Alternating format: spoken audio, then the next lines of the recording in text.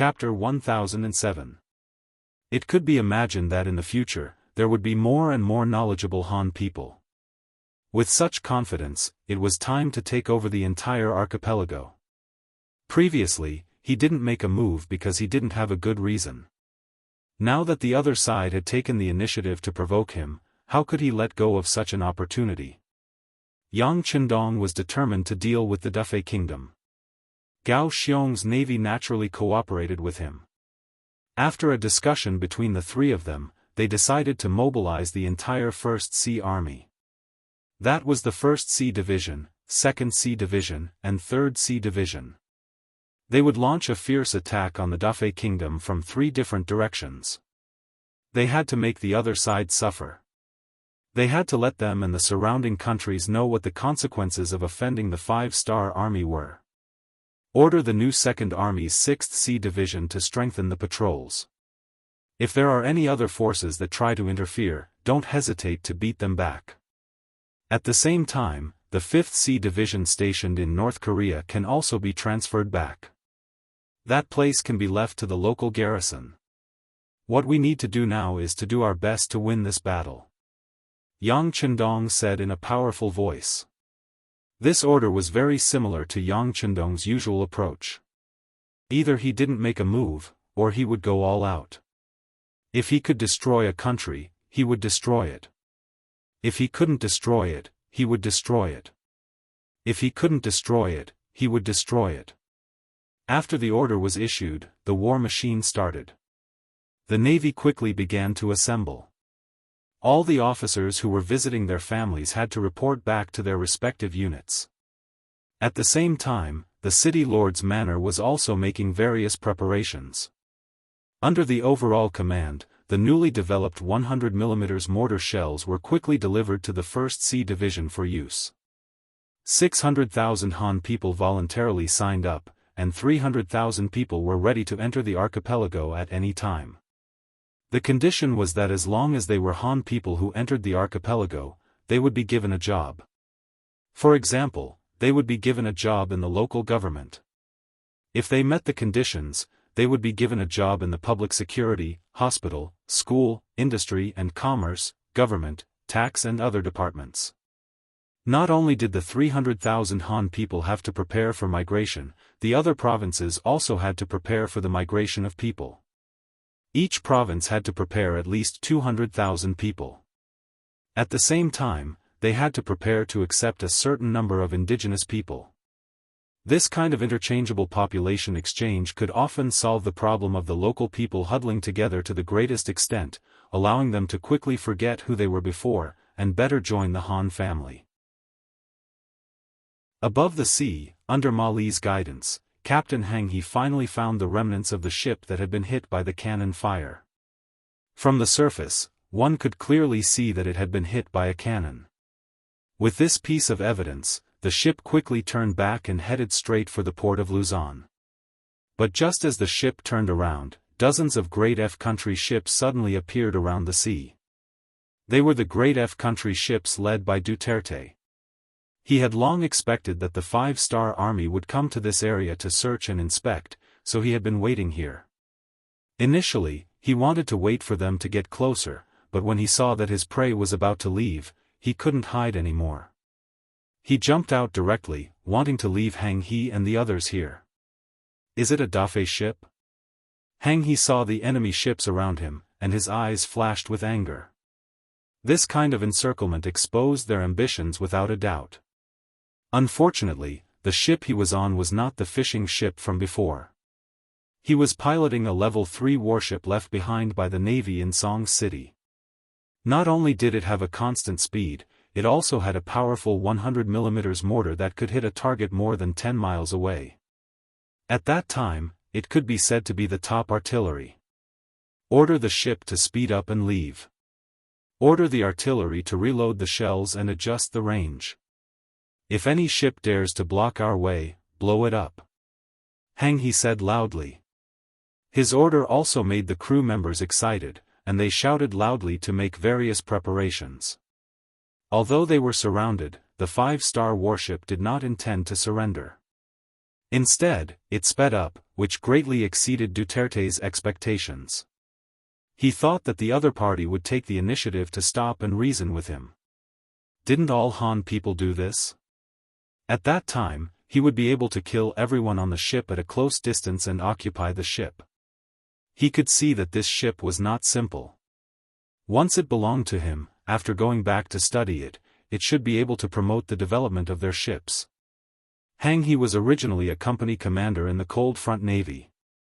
At that time, it was City Lord Li Sheng who took a fancy to him and wanted him to stay, so he retired from the Cold Front Navy and transferred to the Garrison Regiment as the commander. Speaking of which, he was promoted a few ranks, but he still missed the time when he was a Cold Front Navy officer. Wherever he went, he was majestic. This kind of person, after many years of training, was warlike in his bones, and it was even more impossible to make him surrender. Therefore, when he gave the order to charge out and bombard the ships blocking their way, it really caught the Dafei Navy off guard. The combat power of the Garrison Regiment was very ordinary. Most of them were made up of foreign men who had only been trained and had not experienced real combat. They might be able to suppress bandits, but they were not mature enough to fight a big battle like this. Fortunately, this time he brought out the elites of the regiment, and there were a few Cold Front members among them. There was no problem with them controlling the mortar. After adjusting the direction of the mortar and locking on to the target, a shot was fired directly at the Dafei Navy ship blocking their way. One of the advantages of the mortar was that it was more accurate to lock on to the target. In addition, the loading speed of the mortar was fast. Before the enemy was ready, the mortar was fired and hit the target. The powerful explosion and power almost flattened the enemy's ship. With one shot, the ship's main personnel were all killed or injured. It completely lost its combat power, and could no longer pose any threat. This was a one-shot hit. The third-level warship that sped up rushed out of the encirclement before the Dafei Navy could react. It attracted the dissatisfied roar of Duterte. "Quick, catch up. We must destroy him. He dares to make an enemy of our Dafei Navy. He will definitely die." The clamoring Duterte led dozens of other Dafei Navy ships to chase after them. The sound of gunfire was heard, and huge waves were set off one after another on the originally calm sea. However, in front of the third-level warship, not a single shell could lock onto the target and hit the third-level warship. He glanced back with a look of disdain on his face, but then his expression turned serious. The current situation was that he was lucky to escape. In the end, he was still the one being chased. If he was not careful, he might be caught by the enemy. If his luck was bad and he was hit by a shell, then in this vast sea, he would not be able to call for help. Speed up and move closer to the Luzon port. Thinking of the 4 new mortars installed at the Luzon port, He's heart calmed down a lot. According to the current situation, he could only think of a way to return to the port and then rely on the danger to defend. One chasing and one escaping, this scene played out on the sea. Under the full power of the third-level warship flying the 5-star flag, the distance between the two sides gradually increased. He's luck was still good. Even when he was out of the enemy's range of attack, he was still hit by a shell. He knew that he was temporarily safe. But then he began to worry about the Luzon port. Still, other than the 4 mortars arranged at the Luzon port, there were no other defensive measures. With the average combat power of the Song City garrison, would they be able to stop 2,000 enemies? Once the enemy rushed to the coast, what kind of destruction and impact would it bring? But if they did not retreat to the Luzon port, where could they go? This third-level warship ran on coal. Considering the mission this time, it was equipped with about the same amount of raw materials. If they could not rush back as usual, they could face the predicament of running out of energy at any time. Although they had considered such a thing when they were developing the Level 3 naval battle system, and if they had no other choice, they could row the boats manually. However, with that kind of speed, wouldn't the enemy catch up to them very quickly? Speed up and return, then quickly gather the soldiers. guard the port and ask for help from the higher-ups. In the end, Hang He made the decision to return to the port quickly. Compared to taking the risk of running in circles with the enemy, it was better to return to the port and use the terrain to counterattack. As one chased and one fled, the distance between the two sides kept increasing. However, it was obvious that the enemy behind him was enraged. They chased after Hang He with no intention of giving up. Judging from the direction the enemy was heading, it was likely that they were heading to the Luzon port. Considering that the battle had already begun, there was no need to wait any longer. Duterte could not help but want to show off his strength, rush to the Luzon port, and occupy the entire Song city. Before coming, Duterte had already read the detailed information about Song city. He knew that the 5-star army only had a garrison here. The garrison had the same number of people as him, 2,000. Moreover, their combat power was far inferior to his. The enemy was just a bunch of new recruits. At the very least, many people in his team had been pirates nearby and had seen life and death. They were all bought by Abu Berkel with a large sum of money to serve him. In terms of combat power, he should not be afraid of them. More importantly, Duterte also knew that the garrison of Song City mostly used cold weapons such as knives, spears, and swords. Furthermore, he had 200 holotongs and 50 flintlock pistols in his army. The king had spent a lot of money to purchase them from Western merchant ships. This was where his advantage lay. If he used it well, occupying the entire Luzon island would not be a problem. At that time, he would become the hero of the entire Daf country. It could only be said that he was short-sighted. The inexperienced Duterte did not know how powerful the 5-star army was. He, who did not live in this sea area before, thought that the 5-star army was just like the natives of the mainland. After firing a few cannons and firing a few shots, the other party would really admit defeat and surrender. Chapter 1008. He couldn't imagine the power of the 5-star army. One chased while the other fled. Nearly a day later, at dawn, Hang He took the lead and returned to Port Luzon. As soon as the warship came to a stop, before the wooden planks connected to the land were fully lowered, he had already dashed out. While shouting for everyone to evacuate, he ran towards the 4 mortar turrets on the port. Port Luzon, and even the entire Luzon island, hadn't experienced war for many years. Last time, the 5-star army came, but they didn't encounter any resistance and occupied the entire island. Many people didn't have a better understanding of the cruelty and horror of war. Even though Hang and his comrades were running and shouting, not many people really paid attention to them. There were even some fishermen who continued to walk toward the fishing boats anchored at the port, as though they didn't care about the situation. Just as Hang He and the others ran to the turrets and began to shout for their comrades to raise the shells and adjust the muzzle of the cannons, dozens of warships flying the flag of the Daf country appeared. Duterte, who was mixed in the crowd, shouted and fired his cannons, his face full of excitement. The sound of the cannons roared. About 20 cannons on the dozens of ships were suddenly fired, making earth-shattering sounds. The shells fell on the ships anchored at Port Luzon. In a short time, countless fishing boats were hit. Not long after, the only third-level warship of the Song City garrison was also hit and sank. Cannons were ruthless.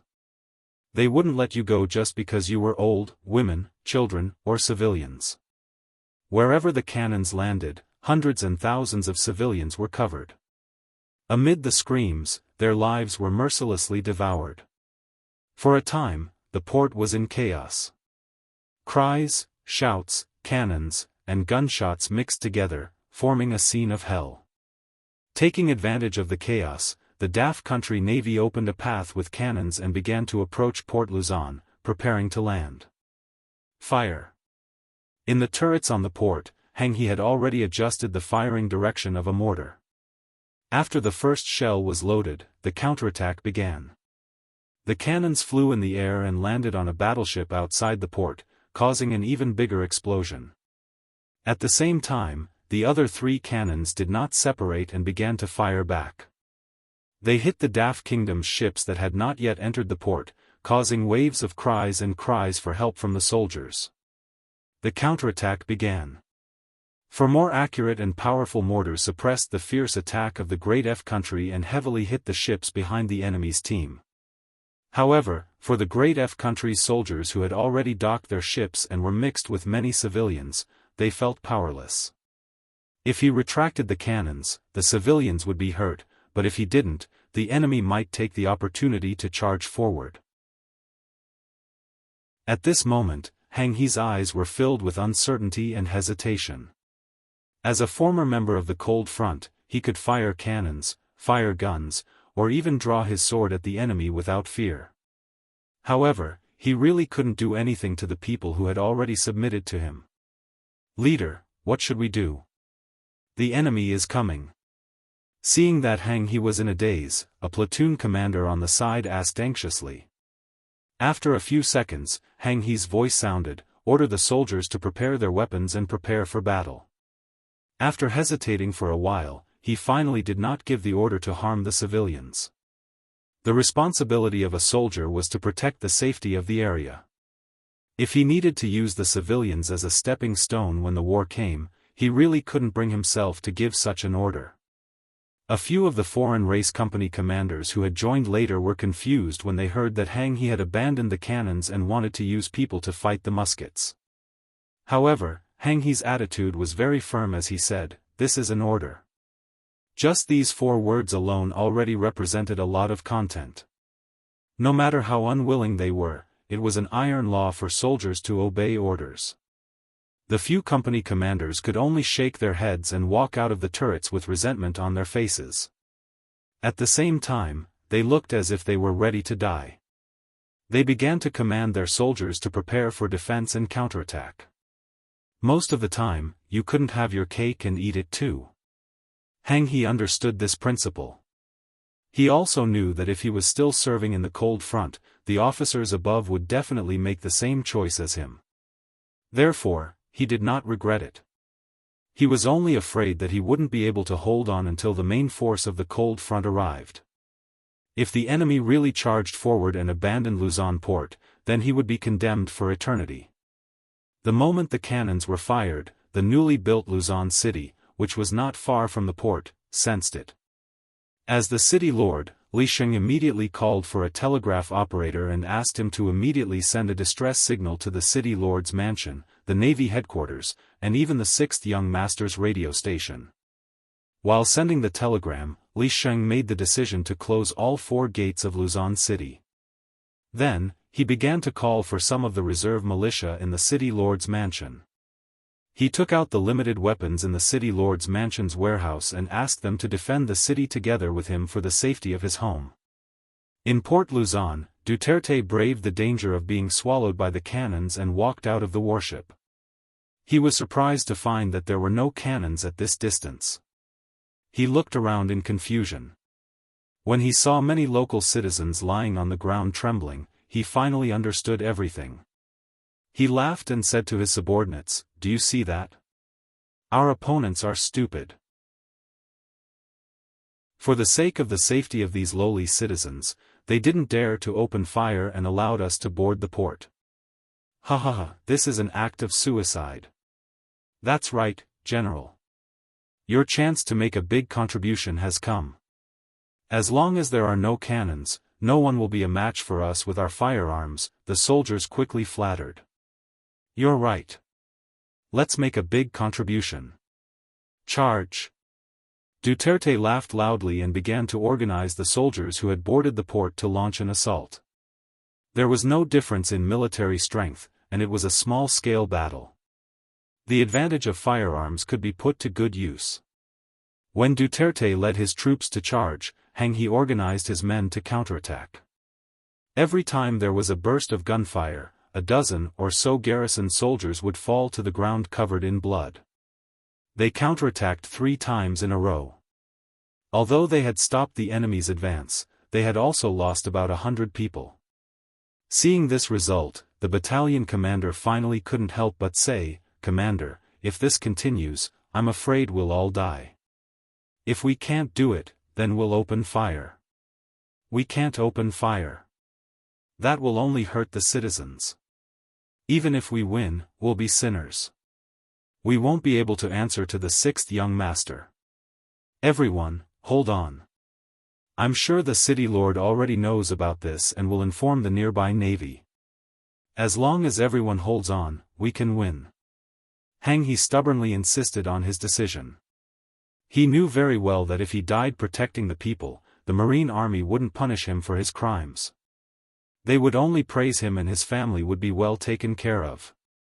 On the other hand, if he didn't care about the safety of the citizens and opened fire to protect himself, then regardless of whether he won or not, he would be punished by the military. At that time, his family would be implicated. Even if he died, he would have to bear a bad reputation. Hang He's insistence caused the garrison to suffer even greater losses in the following battle. Originally, there were only 2 battalions of soldiers outside the port. After 5 or 6 waves of attacks, the number of casualties had reached half. If this continued, it would take at most 2 hours for the remaining 400 soldiers to lose their lives. The battalion commander was seriously injured and was carried away. The battalion commander of the 2nd Battalion had also led the soldiers to charge twice and was slightly injured. Hang He immediately decided to lead the counterattack. Anyway, as long as he had a breath left, he would not let the enemy reach the fort. As long as he had a breath left, he would not fire at the port and hurt a single citizen. Commander, you are the backbone of everyone. You can't lead the team. When the battalion commander of the 2nd Battalion was about to launch another counterattack, he saw Hang He stand up. How could he let that happen? He immediately expressed his opposition. Okay, don't argue at this time. If you can all charge, why can't I, the commander, do the same? If I die, then you will be the commander. If you die, then the company commander below you will be the commander. In short, there is still one person who must protect the fort. If unfortunately, we are all going to die, then the last person will set off the explosives. These 4 mortars must not be left to the enemy. This is our mission. Do you all understand? These words were like the last words left before death. The battalion commander of the 2nd Battalion didn't know what to say. He could only watch as Hang He took his bow and rushed out of the fort. He was worthy of being the former commander of the Cold Front Company. His individual quality was extremely strong. After he rushed out of the fort, he aimed at the enemy less than 100 meters away and released arrows. 1 arrow, 2 arrows, and he killed 2 soldiers of the Great F Kingdom who were armed with guns. A bullet flew past his body and left a bloody wound on his leg. He moved his right leg and found that it was only a scratch. It wasn't a big problem. He continued to shoot arrows. At the same time, he touched his waist sword and tried to get closer to the enemy. He wanted to find a way to kill a few more in close combat. Other than the warships that were destroyed by the cannon fire, Duterte only brought 1,300 to 400 soldiers to the port.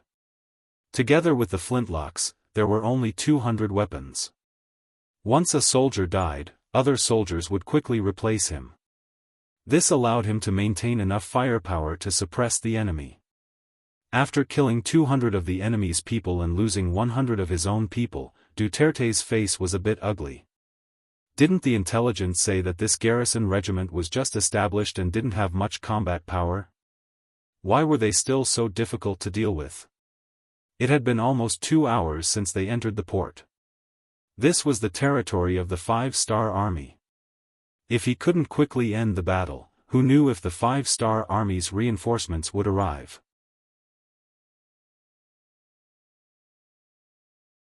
Chapter 1009. Thinking that things might change if he delayed any longer, Duterte also became ruthless. He shouted angrily at more than 200 gun-wielding subordinates. This time, everyone, let's go together. The enemy doesn't have many people left. We only need 1 charge to obtain the final victory. Anyone who kills the enemy will be heavily rewarded. Listen to my command and attack together." The general gave an order. Whether they were willing or not, they had to carry it out. In addition, they already had the advantage in numbers. The 200 men with guns stood up from the ground with a roar. They divided into 3 echelons and began to move forward.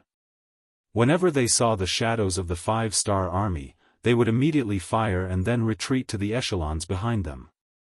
They would continue to reload and prepare to launch a new round of attacks. As a result, they formed a type of suppressive fire that made the 5-star army unable to raise their heads. Hang He was less than 60 meters away from the DAF soldiers. Originally, he was thinking of how to get close to the enemy and kill them with his sword. That way, the enemy could only fire 1 shot at a time.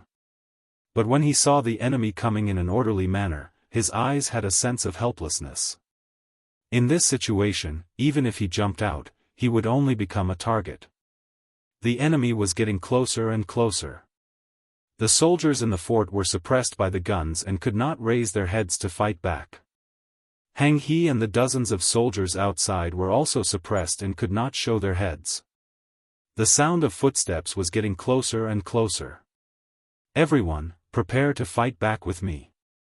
He knew that he could not wait any longer. Even if it was dangerous, he had to rush out and kill them in close range. As for what kind of effect he could achieve, it was all up to fate. At this time, Hang He remembered the oath he made when he first joined Ling Feng. Protect the country, die without fear. Perhaps this was the time to fulfill his promise. "Everyone, get ready. I will count to 3. Everyone, charge together. 1. 2. Just as Hang He was about to shout 3, a series of gunshots suddenly rang out. It was as if firecrackers were going off continuously. Hundreds of meters away, countless Navy soldiers wearing white military uniforms appeared. They were all holding Type 95 rifles, firing continuously while rushing forward. They surrounded the harbor. The sound of gunfire was endless, and under the continuous stream of people, the soldiers of the Daf kingdom who were about to charge forward were killed from a distance. Both of them held a gun, but comparing a huatong to a flintlock gun was like comparing a fire stick to a sharp weapon. They could not be mentioned in the same breath. The sudden appearance of the 5-star army caught the Daf soldiers off guard and made them dizzy. Kill! The commander of the 1st Sea Division, Nye Tong, personally led the troops.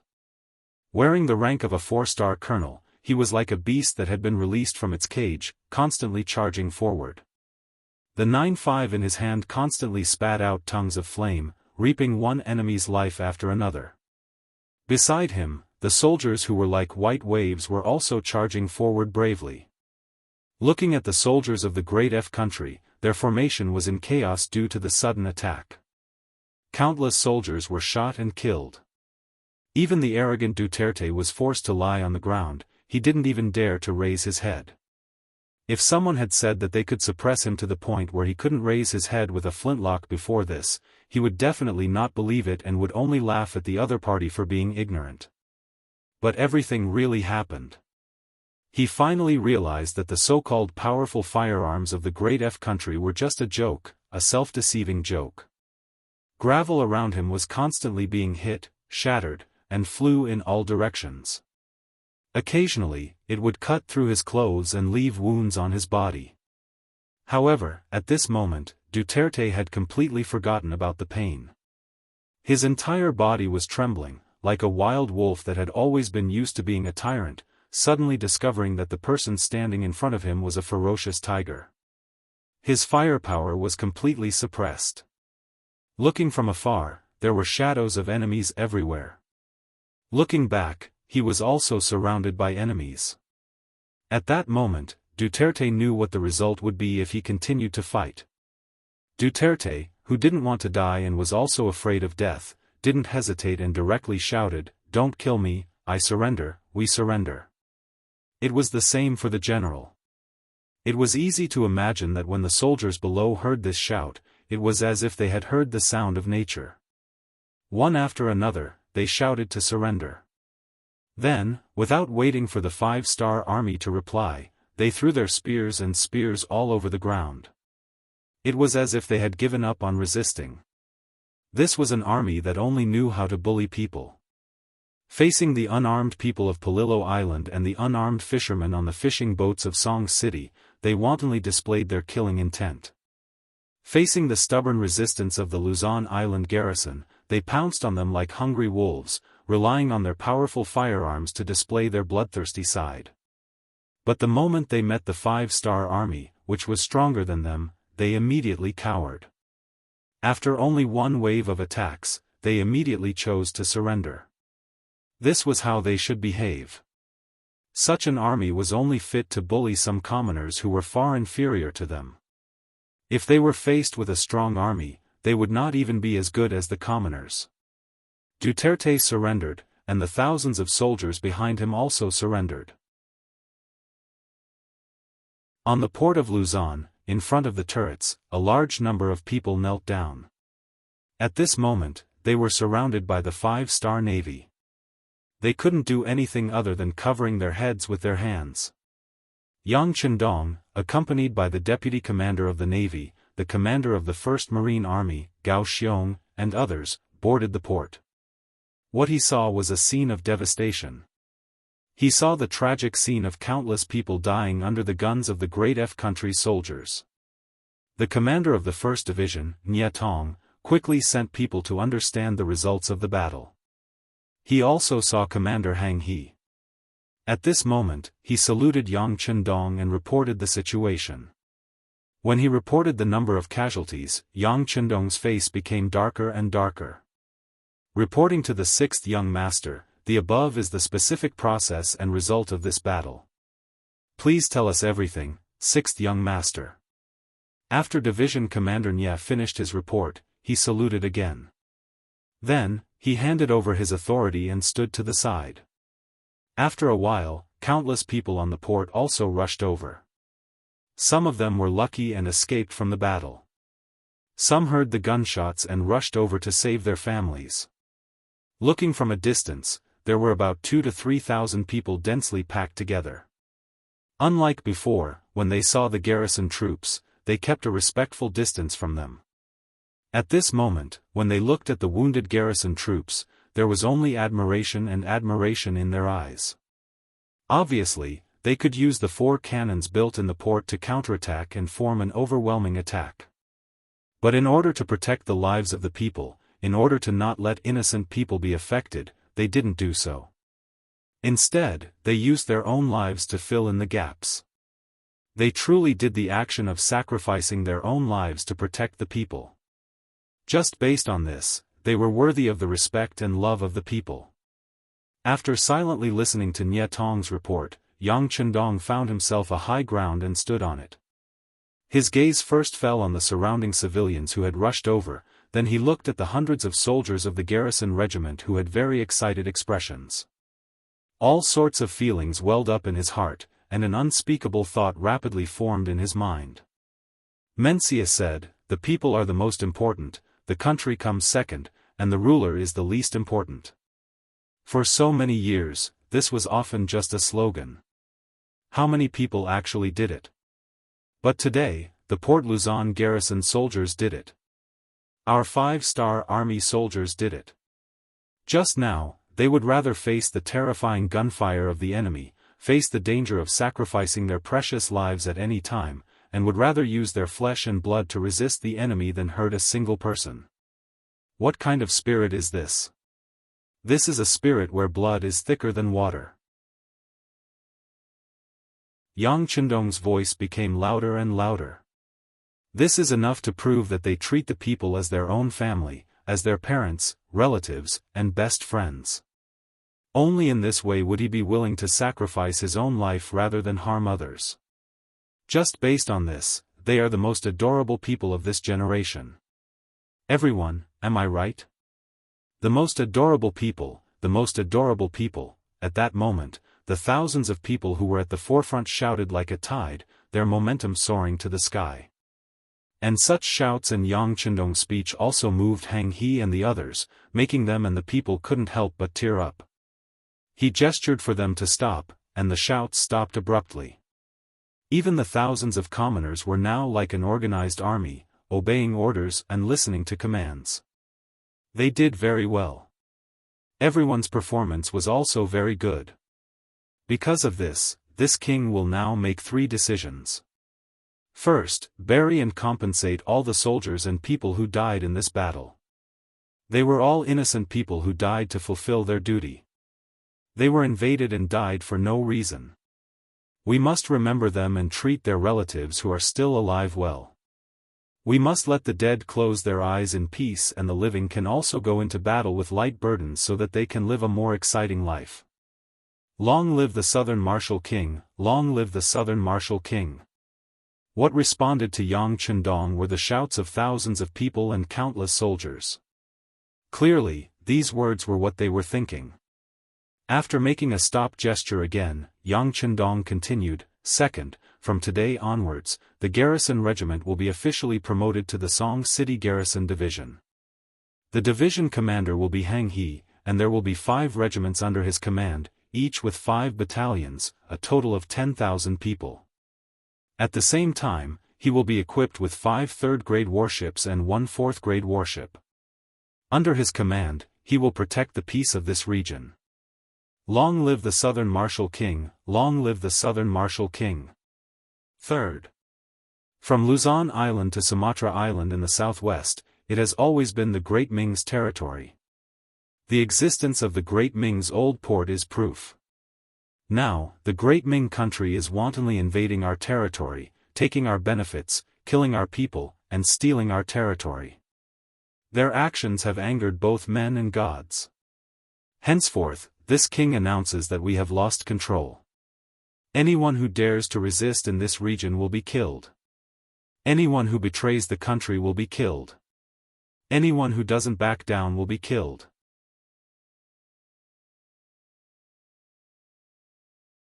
Chapter 10:10. After roaring out the word, "kill," Yang Chendong's gaze turned to Duterte and the others. His murderous aura grew heavier as he said, "These invaders, they didn't care about killing civilians, they should be beheaded according to their crimes. Next, this king will make a judgment, all the invaders will be sentenced to death, in order to appease the sacrifice of the garrison soldiers and the innocent people of Luzon Port. Now, High 1st Division, please carry it out. Long live the Southern Martial King, long live the Southern Martial King." Once again, the sea of people shouted in unison, representing everyone's thoughts. Duterte and the others who understood the meaning of Yang Chendong's words instantly turned pale. This general was still trying to explain something. "You can't kill us, we have already surrendered, we are captives. And I also know many secrets of Daf country, I can provide you with help." Captives, if the ones who lost were the garrison soldiers, and the ones who lost were the people of the port, can you not kill a single one? As for the secrets you speak of, do you think in front of my powerful navy, there is anything that can resist our vanguard? After Yang Chendong asked 2 questions in a row, his voice was cold as he said, "There is no need to reason with animals, execute them." All the commoners and garrison soldiers could only watch as over 1,000 people were killed. Blood flowed like a river in the harbor.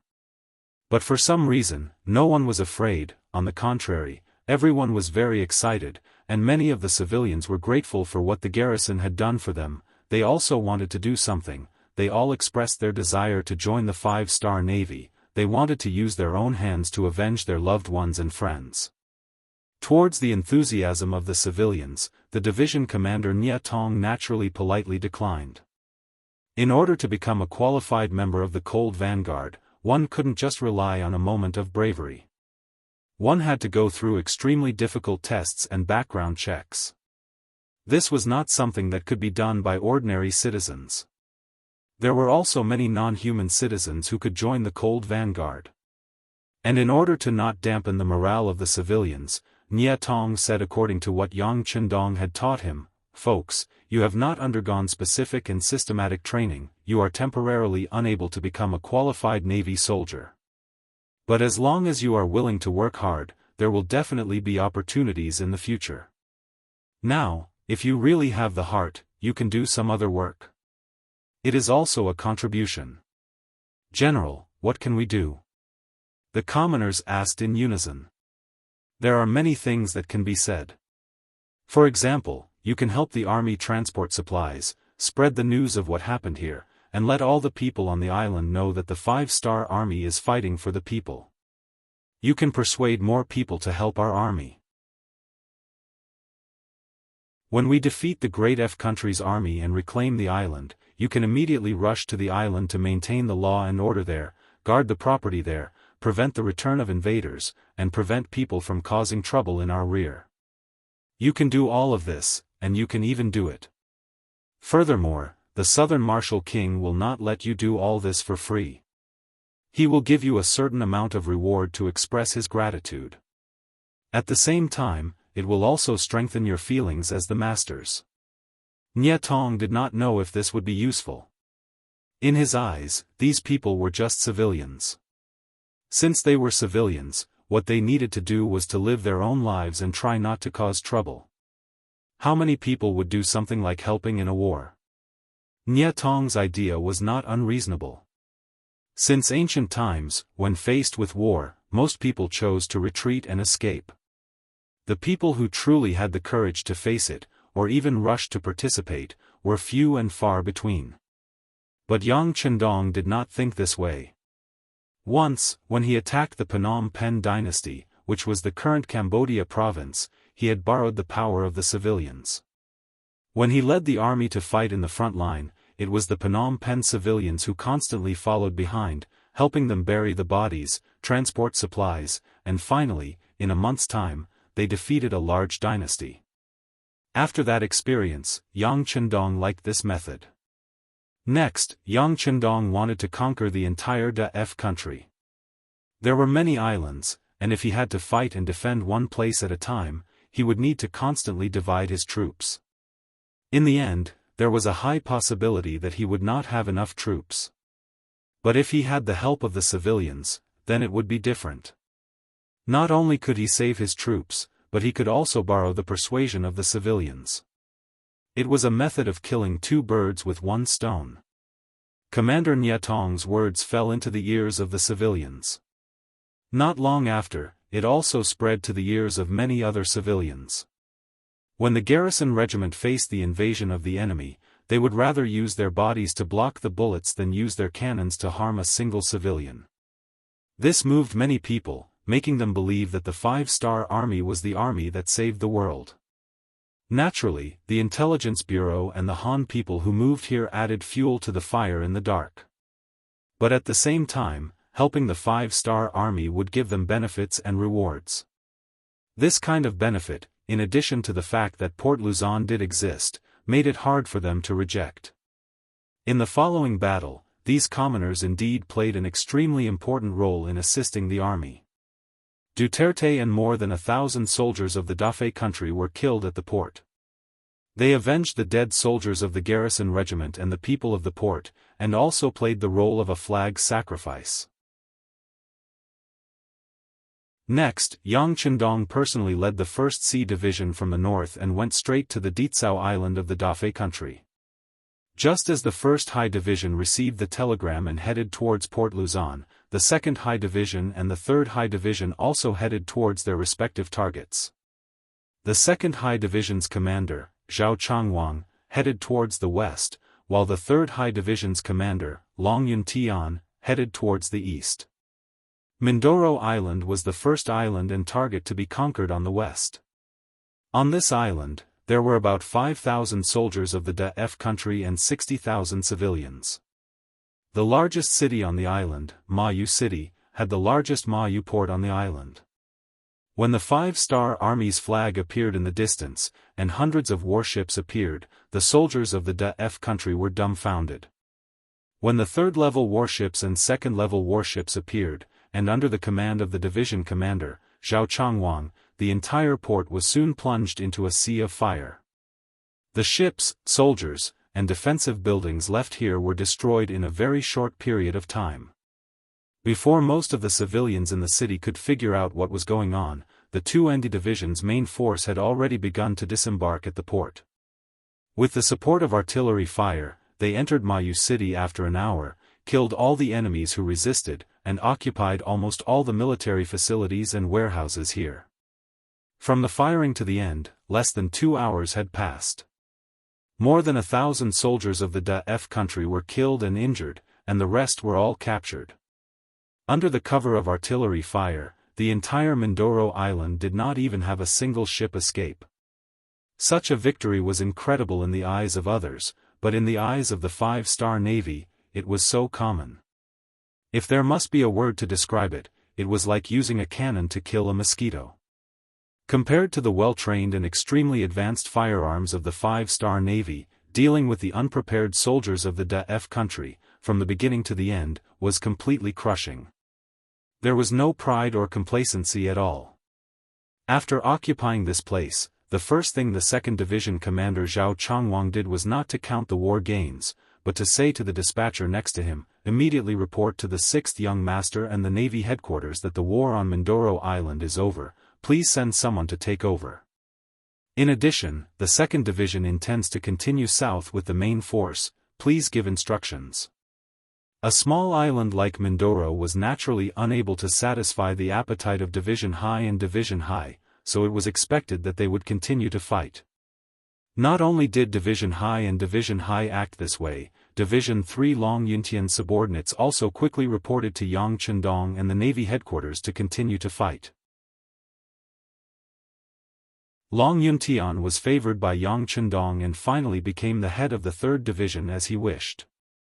He would do his best to prove that the 6th Young Master did not misjudge him. In his eyes, this battle was the time to perform well, so after receiving the order, he led the 3rd Division Commander High straight to Catanduanes Island. Due to the distance, the time taken to launch the attack was not as fast as the 2nd Division. However, from the moment they entered the island to the moment they fired the cannons, it only took them 2 hours. This was not because the combat power of the 3rd Division was stronger than that of the 2nd Division. Instead, it was because Catanduanes Island was too weak, so the speed of their attack was much faster. Yang Chendong, together with the main force of the 1st Division and the Navy headquarters, soon after leaving the port of Luzon Island, they received reports from the 2nd Division and the 3rd Division. The speed of the military progress was smoother than expected. After Yang Chendong read the report, he just casually handed it to the deputy commander of the Navy Gao Xiong and said, with such strength, they dare to go against the 5-star army, there is no need for this Daoist country to exist. It was said that the more daring a person was, the more bountiful the land would be. In Yang Chendong's eyes, Daoist country was not in his eyes. If it was not for the fact that he was not fully prepared, and that the resources in the islands were not that abundant and scattered, this place would not have become his early target. If there was someone to blame, it was the merchant Abu Berkel who was blinded by profit and did something that led to his own death. Since it was like this, Yang Chendong would fulfill his wish. Gao Xiong took the telegram and quickly read it. He asked, 6th Young Master, do we agree to their request? Yes, but we have to ask them to play it safe and not be reckless. Our intelligence department has sent news that this Western merchant is quite capable. He has also spent some effort to build a naval fleet. Any carelessness could lead to irreparable consequences. Also, inform the logistics department that the transport ships can be activated and quickly occupy the occupied islands. Yang Chendong gave the latest order.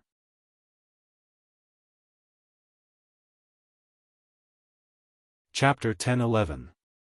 Each team took turns to advance according to their different tasks.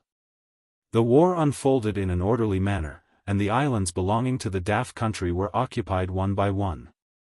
Due to the slave system implemented by the Great F country, after occupying an island, the indigenous people became the people with the lowest status.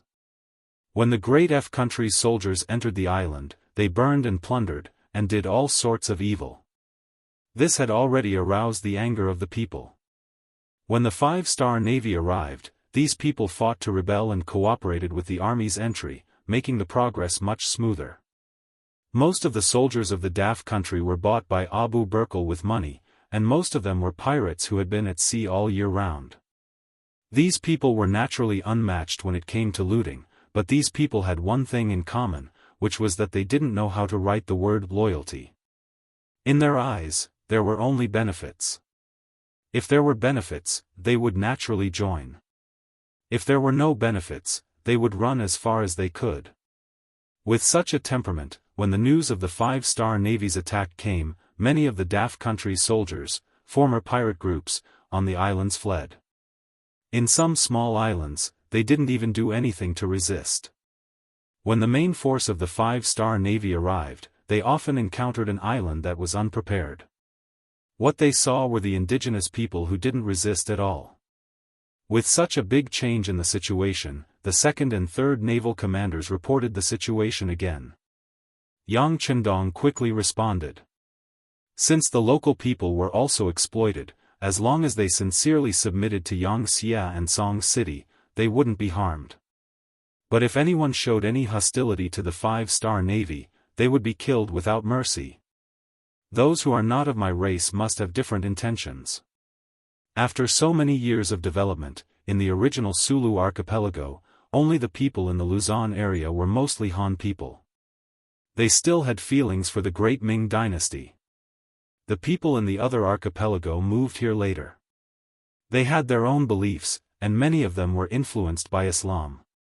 For such a hidden enemy, Yang Chendong would never be lenient, because he knew that today's kindness may be exchanged for understanding sorrow. At the same time, Yang Chendong also issued another order. For the pirates that previously belonged to the Daft kingdom, kill them if possible. If they couldn't kill them, they had to be driven out of the sea. In short, any forces or individuals who dared to be enemies with Yang Xia must not be allowed to survive. The 5-star Marine warriors, who have always been warlike and composed of elites, are waiting to make contributions and obtain unparalleled glory. In order to achieve this goal, the worst thing was to have no battles to fight. This order coincided with the thoughts in his heart. Naturally, he would not be polite. The warship continued to accelerate. Once it bumped into the Daoist Navy or the foreign pirates, it would not be polite. It would shoot out cannonballs. It did not know how many ships were damaged. The color of the sea became a lot redder because of this. The continuous victories of the First Ocean Army naturally caused some people to jump and curse. In Maralag city of MLL Island, the temporary capital of Daft country, King Abu Burkle was sitting on a throne as he pointed at the officials below and scolded. "What the hell is going on? Didn't you say that our army is composed of elite pirates who have experienced naval battles all year round? Didn't they boast to this king that if the 5-star army dares to come, they will definitely destroy them at sea? Why is it that when the real battle starts, they are so weak? Who can give this king an explanation?" As Abu Burkle spoke, his gaze landed on Ferdinand, who stood at the top of the vassals. Ferdinand, who was deeply trusted by King Abu Burkle, was given the position of Prime Minister. The main job he was responsible for was to deal with the pirates and was in charge of the military. In his bones, Abu Burkle was still a businessman. He valued profit more. Originally, with the help of his family that had been doing business for generations, he had some foundation. Doing business in this archipelago was like a fish in water. He seemed to have a pair of innate wisdom, always able to do things with appropriate things very well. To put it bluntly, he could transport the most common goods from one place to another in a very short period of time and sell them at a high price. Then, when he returned, he would bring back the specialties of the other place and sell them at a high price along the way. It was because of this unique talent that Abu Burkle's business grew bigger and bigger, and the money in his hands grew bigger and bigger. When he had enough money to build a huge army, he met Ferdinand, and the two of them hit it off immediately. Especially when Ferdinand said that he could build a country with financial resources and then use the power of the nation to collect money, Abu Burkle saw a bright path and thus, Daft country was born. Who knew that the good times didn't last long? When they just occupied the nearby islands, some of the looted items were still being counted. Before they could be transported out, the 5-star army came and gave them a heavy blow. News of islands and cities being looted came one after another. After spending a lot of money and bribing so many pirates to work for him, this was the result. Abu Burkle, who spent the money, was naturally very distressed. At this moment, his gaze toward Ferdinand was naturally full of hostility. Prime Minister Ferdinand, who was stared at like this, felt very wronged. He was only ordered to contact those pirates. In the end, one paid, and the other contributed. It was a cooperative relationship. How could he have the ability to control these pirates? Now that they were facing a more powerful 5-star army, they cowered. What did this have to do with him? But when he thought about how Abu Burkle was a vengeful person, if he didn't react, he might be the next unlucky one. Left with no choice, he could only step forward and say, "Your Majesty, the 5-star army came prepared, but our army was completely unprepared. Unprepared against unprepared, plus the other party originally planned well. With superior military strength against our inferior military strength, how could we not lose? But as long as we can gather our army and form a similar scale, the situation will definitely be reversed. These pirates are the forces of other sea regions that have been unhindered for many years. They naturally have their own reasons for being able to dominate a region." "Oh? Prime Minister, are you saying that the 5-star army can be defeated?" Abu Burkle asked with interest. "Yes, Your Majesty. I just said that before, we weren't prepared, so they took advantage of the loophole and used superior military strength to fight against a small army. But as long as we can gather our army and meet force with force, our chances of winning are still very high," Ferdinand said with a face full of confidence. "Good, since that's the case, I order you to contact them now. Gather them and deal a heavy blow to the 5-star army. Can you do it?" Abu Burkle saw that there was a new hope, and his face immediately smiled a little more. "Yes.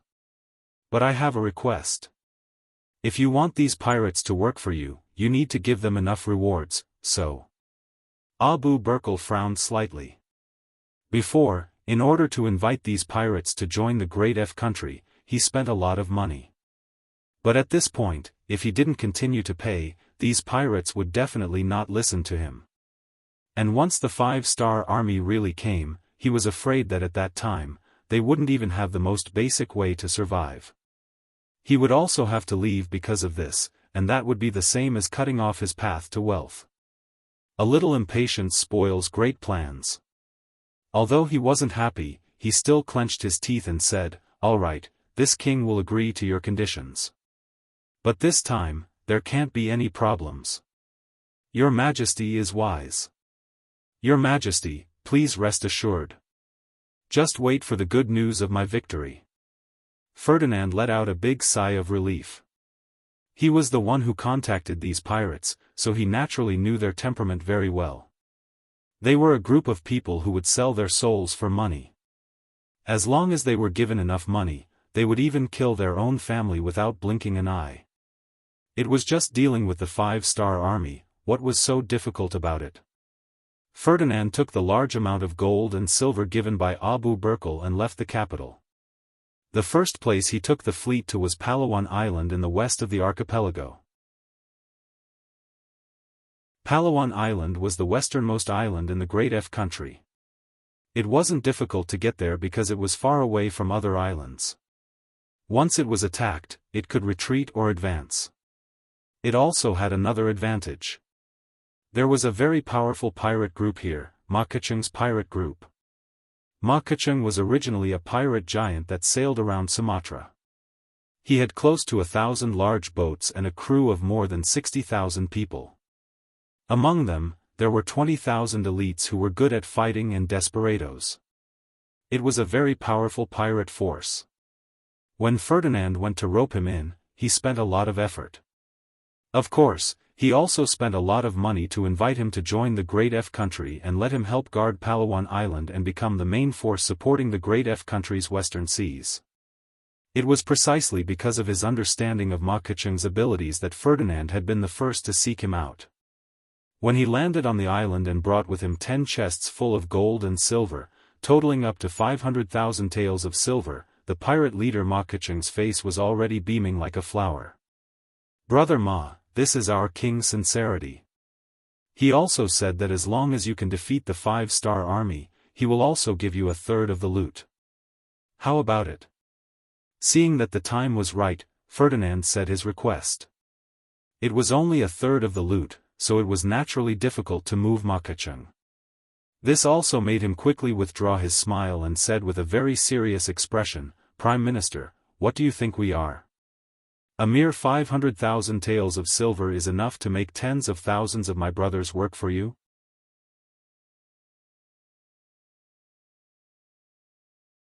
Chapter 10-12. Hehe, Brother Ma is lacking. You probably don't know how powerful the 5-star army's ships are. Let me tell you, they have the fastest power in the world. At the same time, each ship is equipped with cannons that are several times more advanced than ours.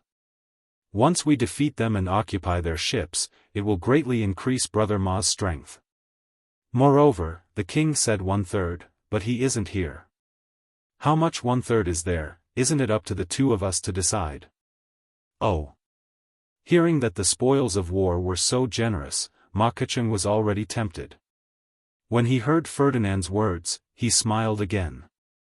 Then everything will depend on the Prime Minister? No, all victory will depend on Brother Ma. This time, the enemy isn't weak. Don't hold back.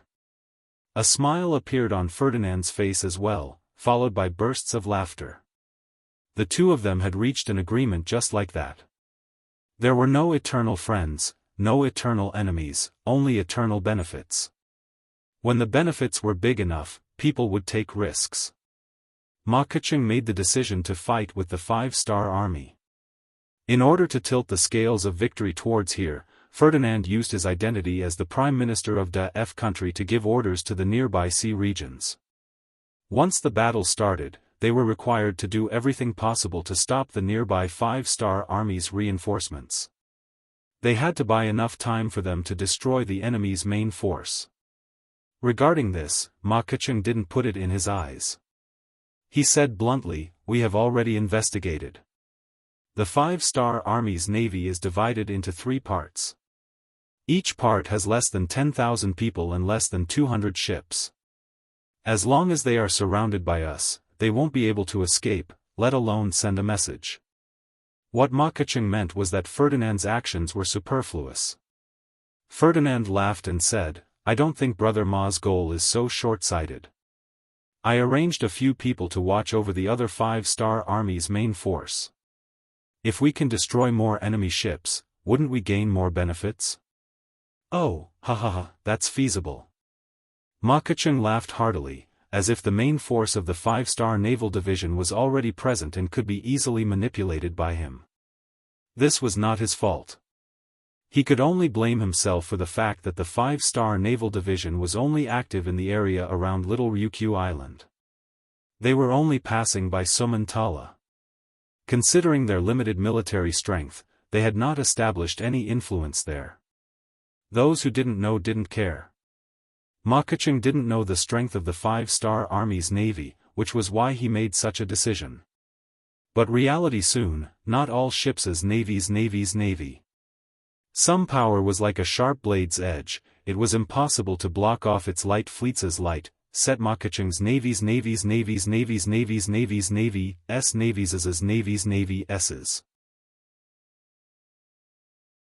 Among them, Ma Keqing led the main force and appeared here. He was ready to fight a decisive battle with the 5-star army. However, he had already set up hundreds of warships and tens of thousands of bandit soldiers in the surroundings, ready to surround them. Using oneself as bait to lure the enemy over and surround them had been done many times. Ma Keqing's face was naturally filled with confidence.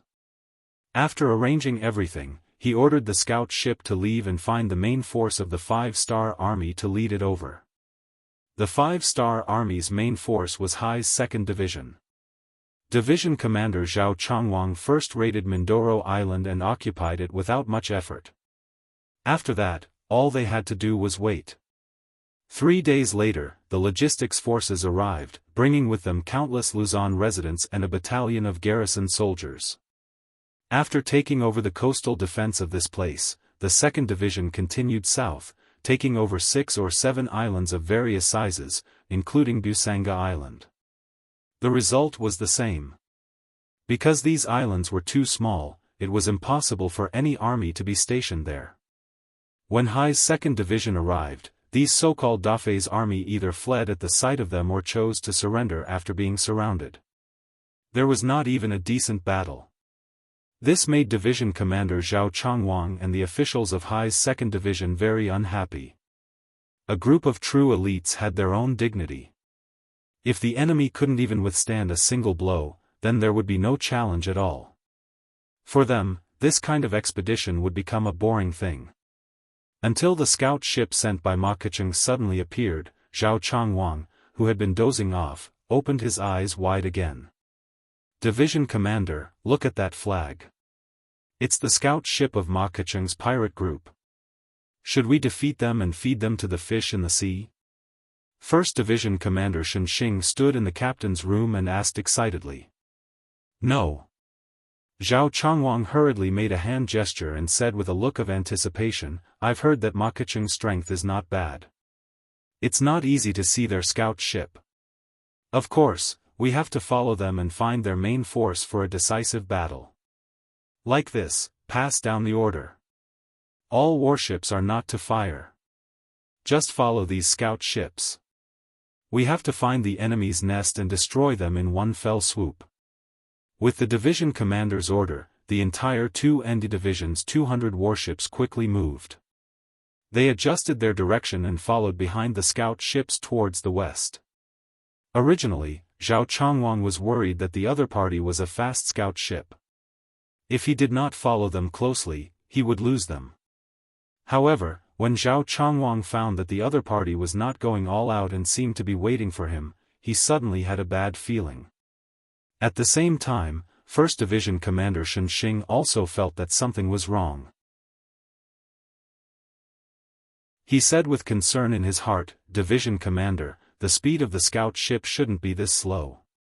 Do you think they are deliberately leading us there? Originally, he had some doubts in his heart.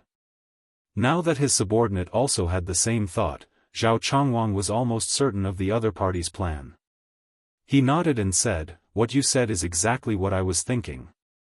It seems that the other party is prepared for a decisive battle with us. That's exactly what I was thinking.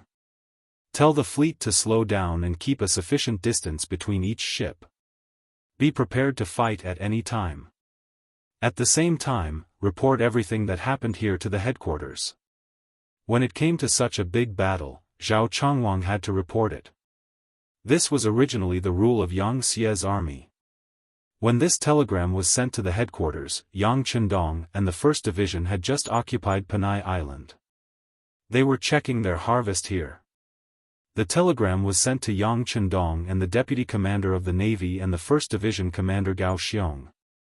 Come on, find out the relevant information about Ma Keqing. Yang Chendong said casually.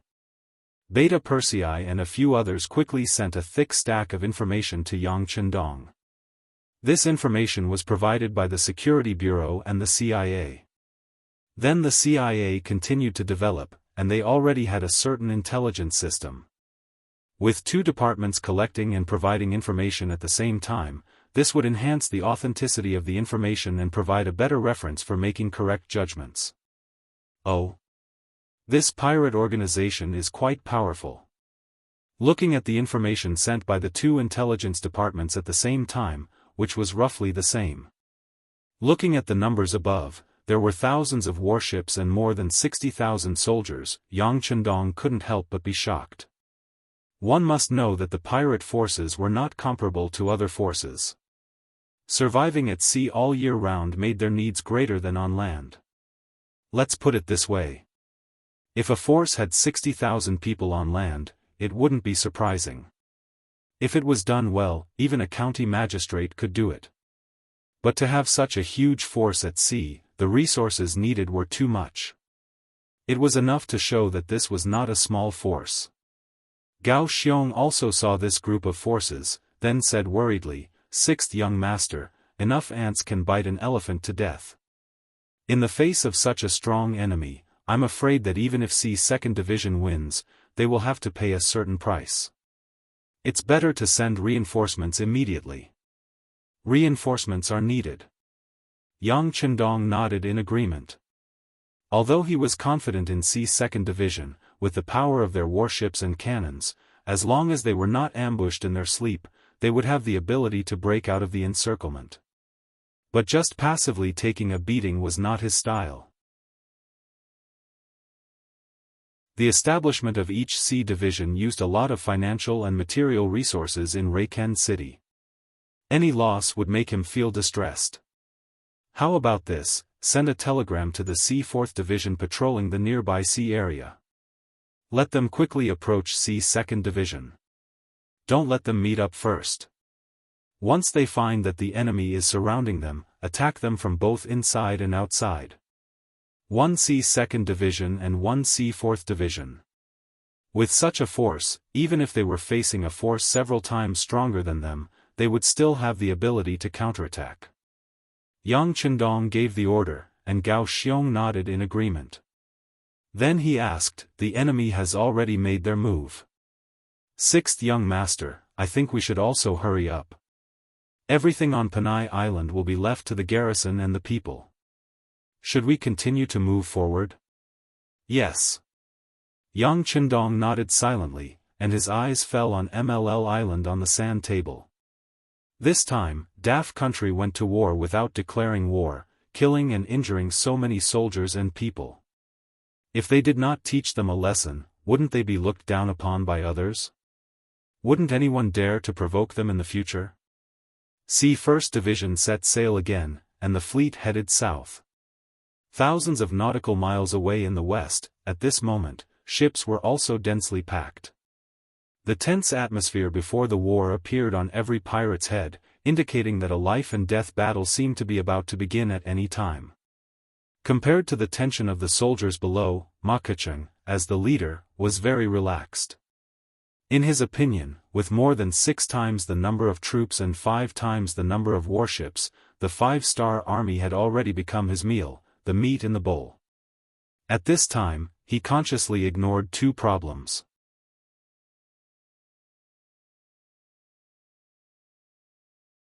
Chapter 10-13.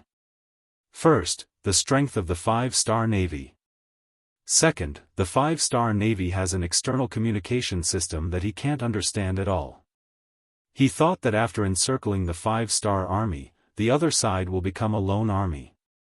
He thought that with the advantage of warships and numbers, the other side will not be his opponent. But he didn't know that at this time, the 2nd C Division has already contacted the 4th C Division. Regarding the decision of the 6th Young Master and the Navy headquarters to send the 4th C Division to join forces with them, although Zhao Chongwang has some resistance, he thinks that the 2nd C Division can win. But considering that the number of warships is not equal, once the other side is defeated, they will likely escape. When he can't chase after them, he still agreed with this decision. It's just that Zhao Chongwang thought of the 4th C Division as a peripheral force, he didn't think of cooperating with them. He wanted to let the 2nd C Division have their own military achievements. And all of this changed because he entered the encirclement.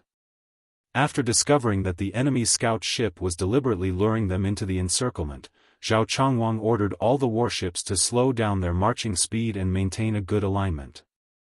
In the end, 3 days later, the 2nd Division, which was tailing the scout ship, finally found the densely packed enemy ships waiting for them on the opposite side of the sea. Looking from afar, there are no less than 400 warships. This powerful lineup fell into Zhao Chongwang's eyes, but he didn't have any fear. Instead, he was very excited. Finally, there is a piece of fat meat in front of him, he can eat to his heart's content. But what happened next changed Zhao Chongwang's plan of eating alone. After the 2nd C Division entered the ambush, a large number of enemy ships appeared in his north, east, and south. No matter which direction he looked at, there were about 200 enemy ships. This is 5 times his own strength. In the face of such a situation, Zhao Changwang first had a fierce struggle in his heart, then he quickly made a decision. He called the telegraph operator and said, "Report the situation in front of us to the 6th young master and the Navy headquarters. At the same time, inform the 4th Division of the Sea that all the enemies have appeared. They can move now." Division Commander Shen Xing, who was accompanying the 1st Sea Division, shouted, "Our 2nd Sea Division can eat these enemies, why are we still asking the 4th Sea Division for help?" The hidden meaning in Shen Xing's words was, why did they have to give half of the credit to others? Regarding this question, Zhao Changwang's answer was, "The fat meat is too big for us, 2nd Division High, to eat it. If we ask 4th Division High for help, not only will we not eat less, we will eat more. At the same time, we can reduce our losses, so why not?" As the division commander, Zhao Changwang had absolute authority over the military affairs of the 2nd Division. Immediately, he had the telegraph operator issue the order. What he didn't expect was that not only did he receive news that the 4th master teacher had agreed to make a move, he even received praise from the 6th young master. The general gist of the telegram was that Zhao Changwang had always looked at the big picture and had truly integrated sincerity and unity into actual combat. Very good. The 6th young master was very happy and personally rewarded Commander Zhao with a box of Bugnam of Gojosian cigarettes and 100 jars of good wine. Considering the quantity of cigarettes produced, cigarettes became one of the most sought-after goods. Because of the high consumption, even the generals in the army received a monthly quota. As for the Wunan Ace brand that had just been released, it was the best among them. It was not inferior to the influence of the current Zhonghua cigarettes. A box of cigarettes and 100 jars of good wine were given out at once. This kind of reward was sent to the entire Yangxia army through the telegram. Remember, it was the entire Yangxia army. It wasn't limited to the 1st Division High, nor was it limited to the entire navy of the 2nd Division High. As long as one was in the Yangxia army, they were notified of this news. For a moment, while everyone was envious of these benefits, they were even more envious of 2nd Division Commander Zhao Changwang. To be able to receive such a reward from the 6th young master, needless to say, he had already been taken seriously. It could be imagined that in the future, he would have a meteoric rise. Why did Yang Chendong do this? It was very simple to say. He used this proof to tell all the senior officers how important it was to be united. As long as you have the big picture in mind, even if you didn't achieve much, you would get more points than if you acted alone. Zhao Changwang was shocked by this telegram, but soon he was very excited. But when the excitement passed, he began to ponder the meaning of this matter. So, after he thought it through, 2nd Division High didn't immediately counterattack. Instead, they continued to drill into the middle of the encirclement. Since he already knew that he was surrounded, it was equivalent to knowing the opponent's plan. Zhao Changwang wasn't in a hurry. He wanted to wait and see, not to see if the opponent had any tricks up their sleeves, but to buy time for 3rd Division High to reach the designated target. 2nd Division High was surrounded, but they didn't immediately escape. Instead, they continued to move forward, towards the center of the battlefield. This also made Ma Keqiang, who was about to give the order to attack, hesitate. This also made Prime Minister Ferdinand, who was following the army, unable to understand.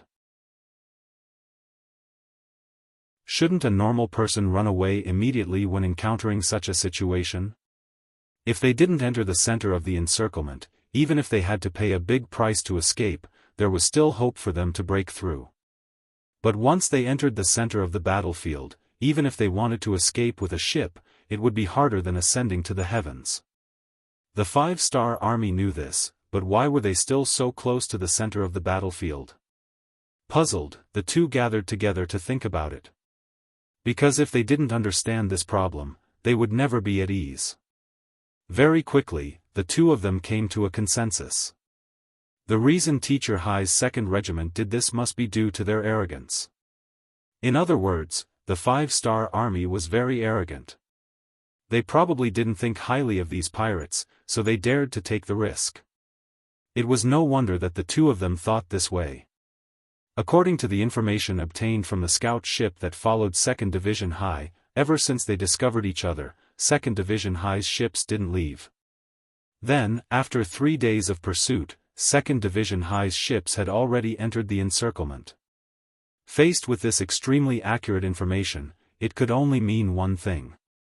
2nd Division High didn't have any reinforcements, and they didn't have any reinforcements. If this wasn't arrogance, then what was it? Everyone says that the 5-star army is very strong, but I haven't seen it yet. Now, I see their arrogant side.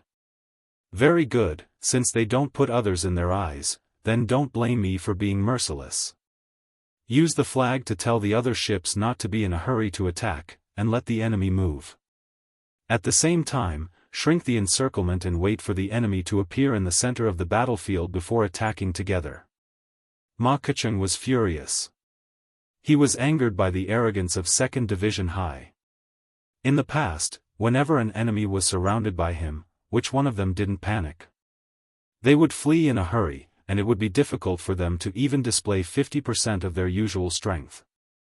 However, 2nd Division High actually did the opposite, and didn't put his encirclement in their eyes. Since it was like this, why would he be polite? He would just give them a good beating. After the order was given, 2nd Division High unhurriedly moved towards the center of the battlefield under the encirclement of thousands of ships. During this period, their speed was very slow, but they kept moving forward, so the pirates didn't have any other ideas. In any case, it was impossible for them to go out and report. Since that was the case, why should they worry about them escaping? Thus, the next half of the day passed in this kind of dawdling. 20 hours later, the 4th Division High sent a message that they had arrived at the designated location.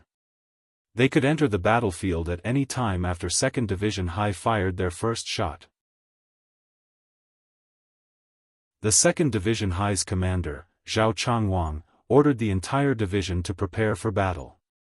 In these 20 hours, other than the necessary personnel on duty, the rest of the 2nd Division Cold Front officers and soldiers were resting and sleeping in their cabins. But all the veterans knew that the more the battle, the more it was important to maintain enough physical strength. Only in this way could they perform better on the battlefield. After 20 hours of rest, the officers and soldiers were full of spirit and energy. The moment the division headquarters gave the order, the 4 regiments immediately separated, with the division headquarters as the center, guarding the east, south, west, and north, guarding the 4 directions. This was called the 4 directions defensive formation, and it was often practiced during exercises. But this was the first time it was used, and it was also the first time in the history of the 5-star Navy that a division was surrounded. The 4 directions defensive formation was completed in less than half an hour. When the pirates more than 10 miles away discovered their abnormality and began to approach them, the 4 regiments were ready to attack. As the 2nd Marine Division, which was composed entirely of cold front soldiers, other than the transport ships, all the ships were equipped with 100 mm mortars. The advantage of this cannon was that it was small, easy to carry, and easy to move. It could be placed at the bow, middle, or stern of the ship, and could be adjusted according to the direction of the enemy. Moreover, the shortest attack range was 13 miles, and it could be used to kill enemies from a long distance. As for the divisions, they were equipped with 5 level 4 warships. Among them, there was one for the division headquarters and one for each of the 4 regiments. All of the Class 4 warships were equipped with Type 61 100 mm single-barreled naval cannons. Firing rate, 12 rounds/minute, range, 22.5 kilometers, against the sea, 14 kilometers, against the air, elevation, 85 degrees, weight, 15.9 kilograms, muzzle velocity, 895 meters per second. This type of 100 mm naval cannon was produced after Yang Chendong took out the finished product from the warehouse, and the Crimson City shipyard gathered countless manpower and resources to research it for 3 years before they succeeded. This type of naval cannon could fire up to 45 nautical miles away, and was currently the strongest cannon developed by the Crimson City shipyard and munitions factory.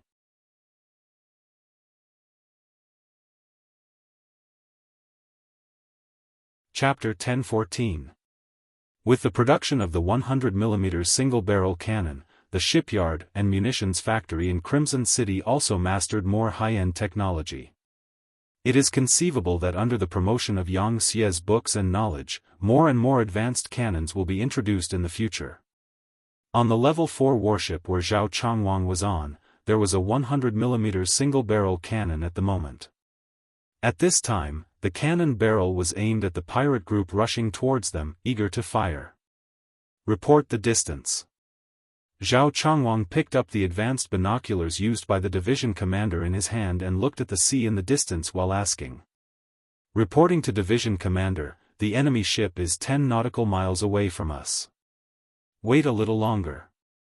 When he heard the distance of 10 nautical miles, Zhao Changwang put down the binoculars and said in a leisurely manner. Although the distance of 10 miles was within the range of all artillery fire, Yang Chendong still didn't give the order to attack immediately. He already learned from the intelligence that the strongest artillery in the west only has a range of 3 miles. As long as they fire outside this range, the initiative is still in their hands. Moreover, once they start fighting, facing such a powerful artillery, Zhao Changwang can't predict how the other party will react. What if they can't withstand the force and turn around to escape? If they run and run, it is very likely that they will rush out of the range of the 100mm mortar 13 miles. If this is the case, relying only on the cannons of the 4 Level 4 warships, the effect won't be too good, so he has to wait a little longer. Reporting to division commander, the enemy ship is 8 miles away from us. Reporting to division commander, the enemy ship is 6 miles away from us. Order all ships to aim at the target and fire. After hearing the distance of 6 miles, Zhao Changwang didn't hesitate anymore. If he doesn't fire now, it will give the enemy a chance to rush in front of him. Once the enemy can suppress him with artillery fire, the loss at that time is inevitable. After the order was issued, the command flag fluttered on the strings of the division headquarters, then the first cannonball was fired. It was the Level 4 warship that Zhao Changwang was on. The cannonball whizzed out of the barrel, landing directly in the midst of the approaching pirate ships. Boom! The cannonball whizzed out. Since it had already locked on to its target, it was the first to hit its target. It hit a large ship among the pirate ships with more than 300 people on board. Then, it was lit up with flames and ammunition splattered in all directions. The pirate ship, which was completely unprepared, was hit. The hull of the ship began to crack, and countless crew members were killed or injured by the explosion. Miserable screams rose and fell in succession. This hellish scene was just the beginning.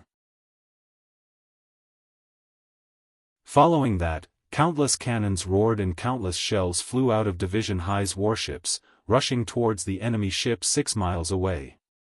Some of the cannonballs were very accurate and could easily destroy an enemy's small warship with a single shot. Some of the cannonballs were not accurate and would cause a huge wave when they landed on the surface of the sea, causing the nearby pirate crew members to cry out in fright, their eyes filled with fear.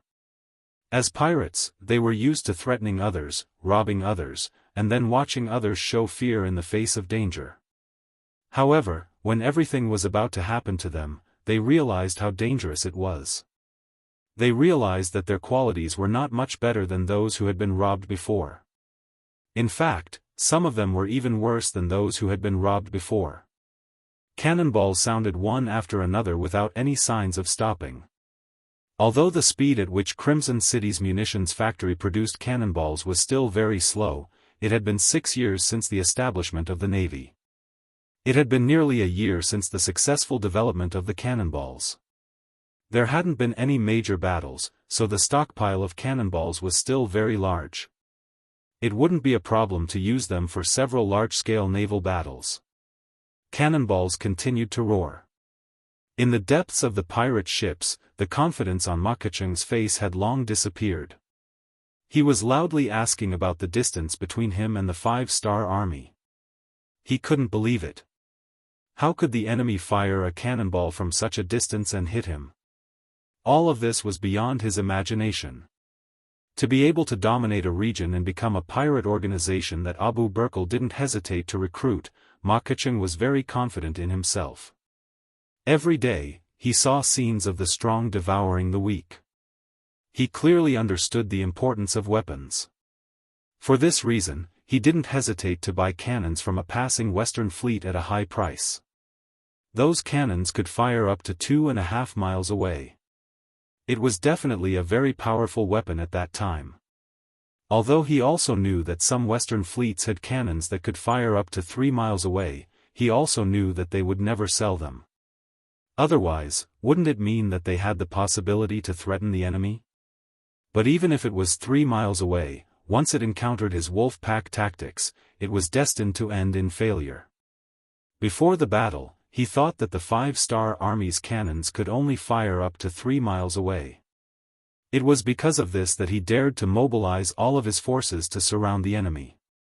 But he didn't expect that the enemy would fire from 6 miles away and give him such a heavy blow. Moreover, it didn't seem like there was only one cannon, but countless. This result made Ma Keqing somewhat unable to accept.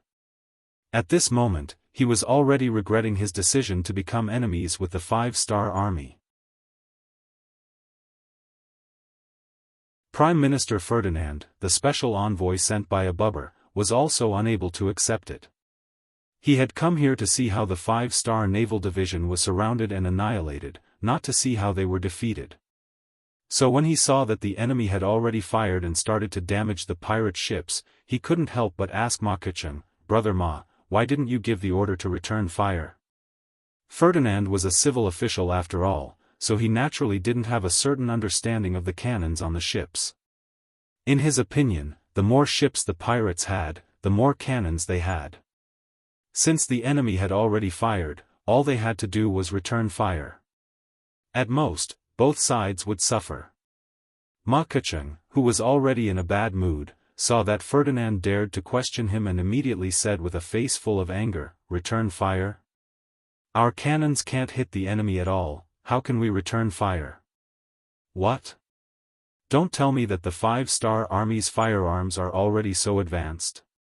Ferdinand finally understood and casually said a sentence to remind Ma Keqing. Previously, he said that to the pirates, the greatest benefit wasn't the 500,000 taels of silver given by King Abu Bakr, but the powerful firearms and cannons of the 5-star army. Regarding this, Ma Keqing heard it, but didn't pay much attention to it. But now, he finally understood the meaning of this sentence, and a bold idea spontaneously rose. The enemy's cannons are really good. If I can use them, then won't I be able to casually attack the Western merchant ships passing by here? When that time comes, won't my wealth be inexhaustible? As if he was asking himself, and also as if he had sunk into a crazed state, after a burst of laughter, Ma Keqing suddenly turned around and shouted to his subordinates beside him, "Use the flag to tell everyone, don't be afraid of the enemy's cannons, charge forward bravely. As long as we can advance 3 li, victory will belong to us. When that time comes, we will have even more powerful cannons. When that time comes, no one in this sea area will be our match." Ma Keqing's shout also stimulated his subordinates, and they shouted loudly as they went out to spread the news. This gave direction to the pirate ships that were already in chaos. To be able to become pirates and survive well, this originally proved that they were superior to ordinary people. Not to mention, for a great pirate like Ma Keqing, to be able to organize a formation of 60,000 men, it was enough to prove his strength and the strength of his subordinates. Initially, facing the sudden attack of the Second Sea Fleet, they were indeed stunned. That was because they were not prepared and did not know that there were cannons that could shoot so far. In addition, Ma Keqing did not give any new orders, so they could only wait in panic. Now that there was a new order, some ships quickly adjusted their direction and continued to move forward despite the danger of being hit by the cannons. At this moment, through the binoculars, one could even see the red faces of many people. It was the face of someone who would do anything to achieve their goal. It was the face of a desperado. Reporting to the division commander, after the initial panic, the enemy has begun to approach us. A division commander on the same ship, Xianxia, put down his binoculars and looked at the division commander Zhao Changwang. Zhao Changwang was also shocked by the opponent's fearlessness. But to be able to become the division commander of the Cold Vanguard, which one of them was not a person with an extremely strong mentality. After a moment of sighing, he ordered all warships to adjust their direction, be sure to control the enemy's warships 3 li away. Not only did he want to win, he also wanted to not suffer any losses. This was where Zhao Changwang's ambition lay. Although it was said to be ambition, under the advantage of powerful cannons, who could say that this was an impossible task? The Second Sea Fleet began to change their target. They began to fire at the ships that were trying to get close to them. For a time, within a distance of 4 to 5 li, gunfire filled the sky. One after another, enemy ships were sunk. On the vast sea, countless small black dots floated on the water, calling for help from nearby ships. Compared to some other forces, pirates seemed to be more fearless of death.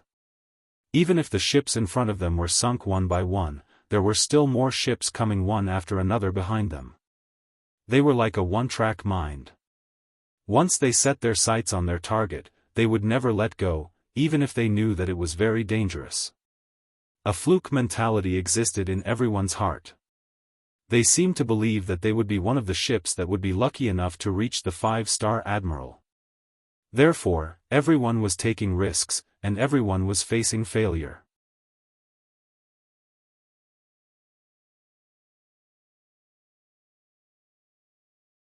Chapter 10-15. Everyone, advance. I don't believe that they can defend so well. On the pirate ship, Ma Keqing's eyes were red with anger.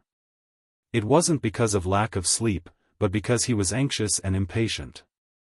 Ma Keqing had experienced hundreds of battles in his life.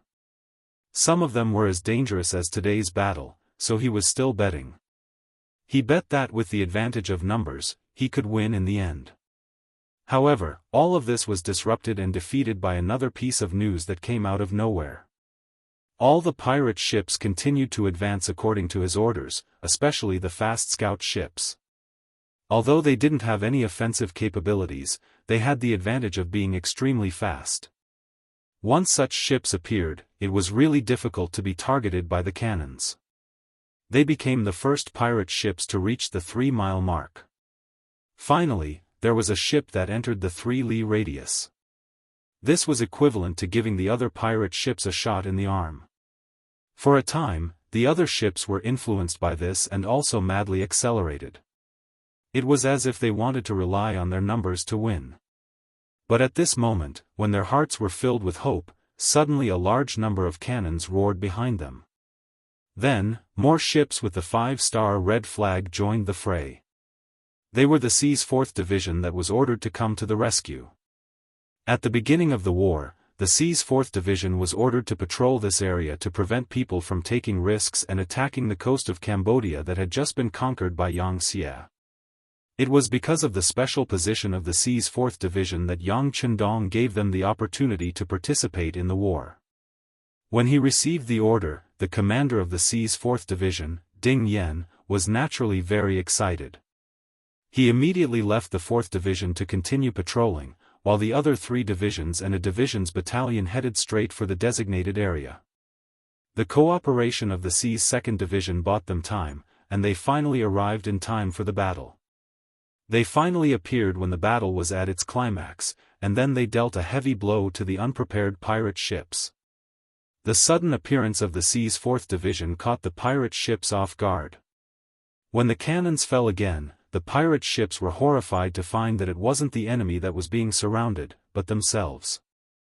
What was even more frightening was that the 5-star army's ships had appeared out of nowhere. Their cannons were spreading out in a very irregular manner. They had actually discovered that there was no safe zone in this area of the sea. Unlike the previous Naval Division Hai's 2nd Naval Division, they first attacked the leading ships of the pirate ships, then attacked the ships that wanted to come within 3 miles of them. This way, as long as they didn't charge at the front, they wouldn't be in danger of being hit by the cannons. This was also the reason why a large number of pirate ships didn't panic. The appearance of Hai's 4th Military Division broke this rule. When no area was safe, some people with weak wills began to waver. Not all of the 60,000 pirates were elites. Only 20,000 of them were truly loyal to Ma Keqiang. The remaining 2/3 were only here to make up the numbers and temporarily find a place to stay. Such a person would naturally have no problem fighting a smooth battle, but once they encountered a serious obstacle, their mentality would collapse at any time. Just like when Hai's 4th Military Division suddenly appeared and gave a heavy blow, the mentality of many pirates began to collapse. The direct result was that some of the more courageous people, those who valued their lives, suddenly separated from the group of pirate ships and directly fled to the distance. Some things can be contagious. Just like on the battlefield, when everyone is rushing to advance, as a member, you will consciously or involuntarily follow them. On the contrary, if someone starts to flee, your brain will also be affected. Under the herd mentality, you will even have the same reaction and turn around to escape. Even more people don't know why they fled. You are like the current situation on the surface of the sea. Once the first pirate ship escapes, there will be a second, a third, a fourth. Until there are more and more of them, affecting the mentality of more people and more ships. The sudden appearance of the escaping ships in the army, and the trend of more and more ships appearing, this scene was seen by Ma Keqiang on the command ship. He had a very bad feeling. It must be said that he had seen this kind of thing many times, but usually it was the enemy escaping. This was the first time that his subordinates had escaped. He, who had no experience in dealing with this, actually didn't know what to do now. On the other hand, Ferdinand, who was following the army, saw that there were ships that were about to escape and immediately said angrily, "Quick, stop them, sink them. No matter what, we can't let this situation spread, or else it will destroy our army." Yes, yes, immediately do as the Prime Minister said. Ma Keqiang, who was reminded, also thought of something. He wasn't afraid of the ships escaping, but he was afraid that everyone would follow suit. If that happened, he would quickly become a commander without an army, and that would be really dangerous. Therefore, the pirates who had been beaten up finally had the chance to fire their cannons. However, their target wasn't the 5-star Army's naval division, but their own people. The sound of the cannons rang out, hitting the escaping ships one after another. This scene was tantamount to a resounding slap to the other people's faces, which was equivalent to telling everyone that the consequences of fleeing in the face of a battle were tragic. This method of killing the chicken to warn the monkey had a certain effect, and for a moment, the wind of fleeing in the face of a battle was suppressed. This chaos gave the 2nd Sea Division a chance to counterattack. Originally, some of the ships were already 4 miles away, and it looked like they would be a threat if they continued to charge forward. First, there was the sudden arrival of the 4th Sea Division, which attracted the attention of the other party. Then, there were some pirate ships that wanted to escape, which shook the pirate army's determination to attack. Under these two sudden changes, the pirate ships' speed slowed down. The only ones that really rushed over were the scout ships that didn't have cannons and were closer to the enemy. Ships like these that came alone couldn't pose any threat to the 2nd Sea Division at all. Every 5-star Army's battleship only needed to send a squad of soldiers armed with the Type 95 to close in and strafe. Facing the pirates who were still armed with bows and arrows, after a few rounds, more than half of them were killed. They didn't even have the chance to shine before they were completely annihilated. Taking advantage of the delay in the enemy's attack, the 2nd Sea Division's cannons began to extend and unceasingly fired shells. Together with the 4th Sea Division, they attacked the pirate ships from the front and back. Finally, there wasn't a single safe spot left on the battlefield. Countless pirates could only watch helplessly as their companions' ships were struck and sunk into the sea. As they screamed for help, the fear in their hearts grew stronger with each wave. Finally, the matter of fleeing once again occurred. This time, the number of ships that escaped was much higher than the previous few. There were dozens of ships, and even hundreds of ships. When it became a general trend, the so-called stopping would no longer play a decisive role. There were even some ships that took the initiative to open fire on the pirate ships that tried to stop them from escaping. Thus, the internal strife began. When everything entered Ma Keqing's eyes, he knew that it was all over. Seeing his ships being sunk at every moment, or being hit by the 5-star army, or being hit by his own people, his many years of hard work suffered a heavy blow today. His face was extremely ugly. At this moment, Ferdinand's voice came from the side. "Brother Ma, this can't go on. We have to think of a way." A way? If he didn't hear this sentence, he wouldn't be so angry. After hearing this sentence, Ma Keqing's eyes spat out flames of anger. "It's all because of you. If it wasn't for you, my army wouldn't have suffered such heavy losses. Tell me, how are you going to compensate me?" "Compensate? Didn't we already give you 500,000 taels of silver? Now that we haven't dealt a heavy blow to the 5-star army, even our king can't give you any more benefits." Ferdinand shook his head and spoke the truth. At this moment, he didn't know what kind of consequences these words would bring him. 500,000 taels? My losses are so great, is 500,000 taels of silver enough to compensate for them? Let me tell you, give me another 1 million taels of silver. Otherwise, don't blame me for being ruthless. His face was full of anger, and every word seemed to be squeezed out from between his teeth. 1 million? No, no. Even if you kill me, you won't get it.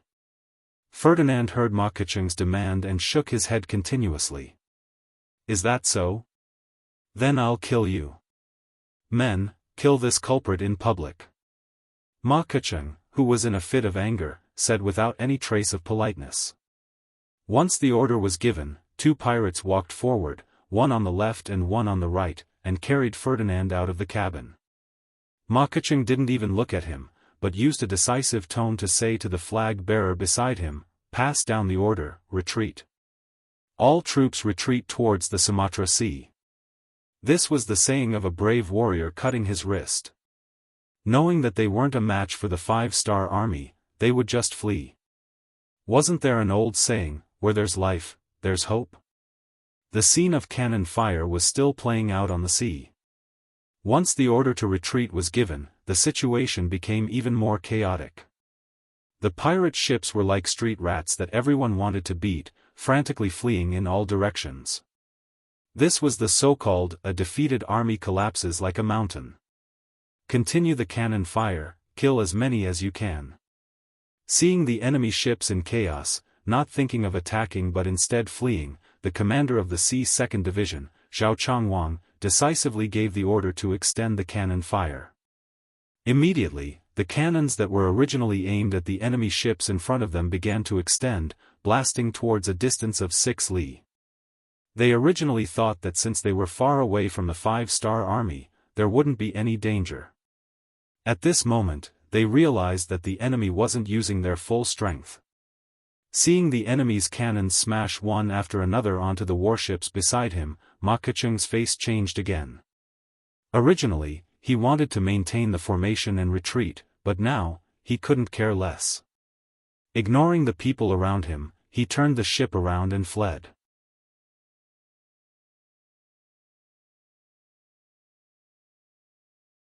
Chapter 10:16.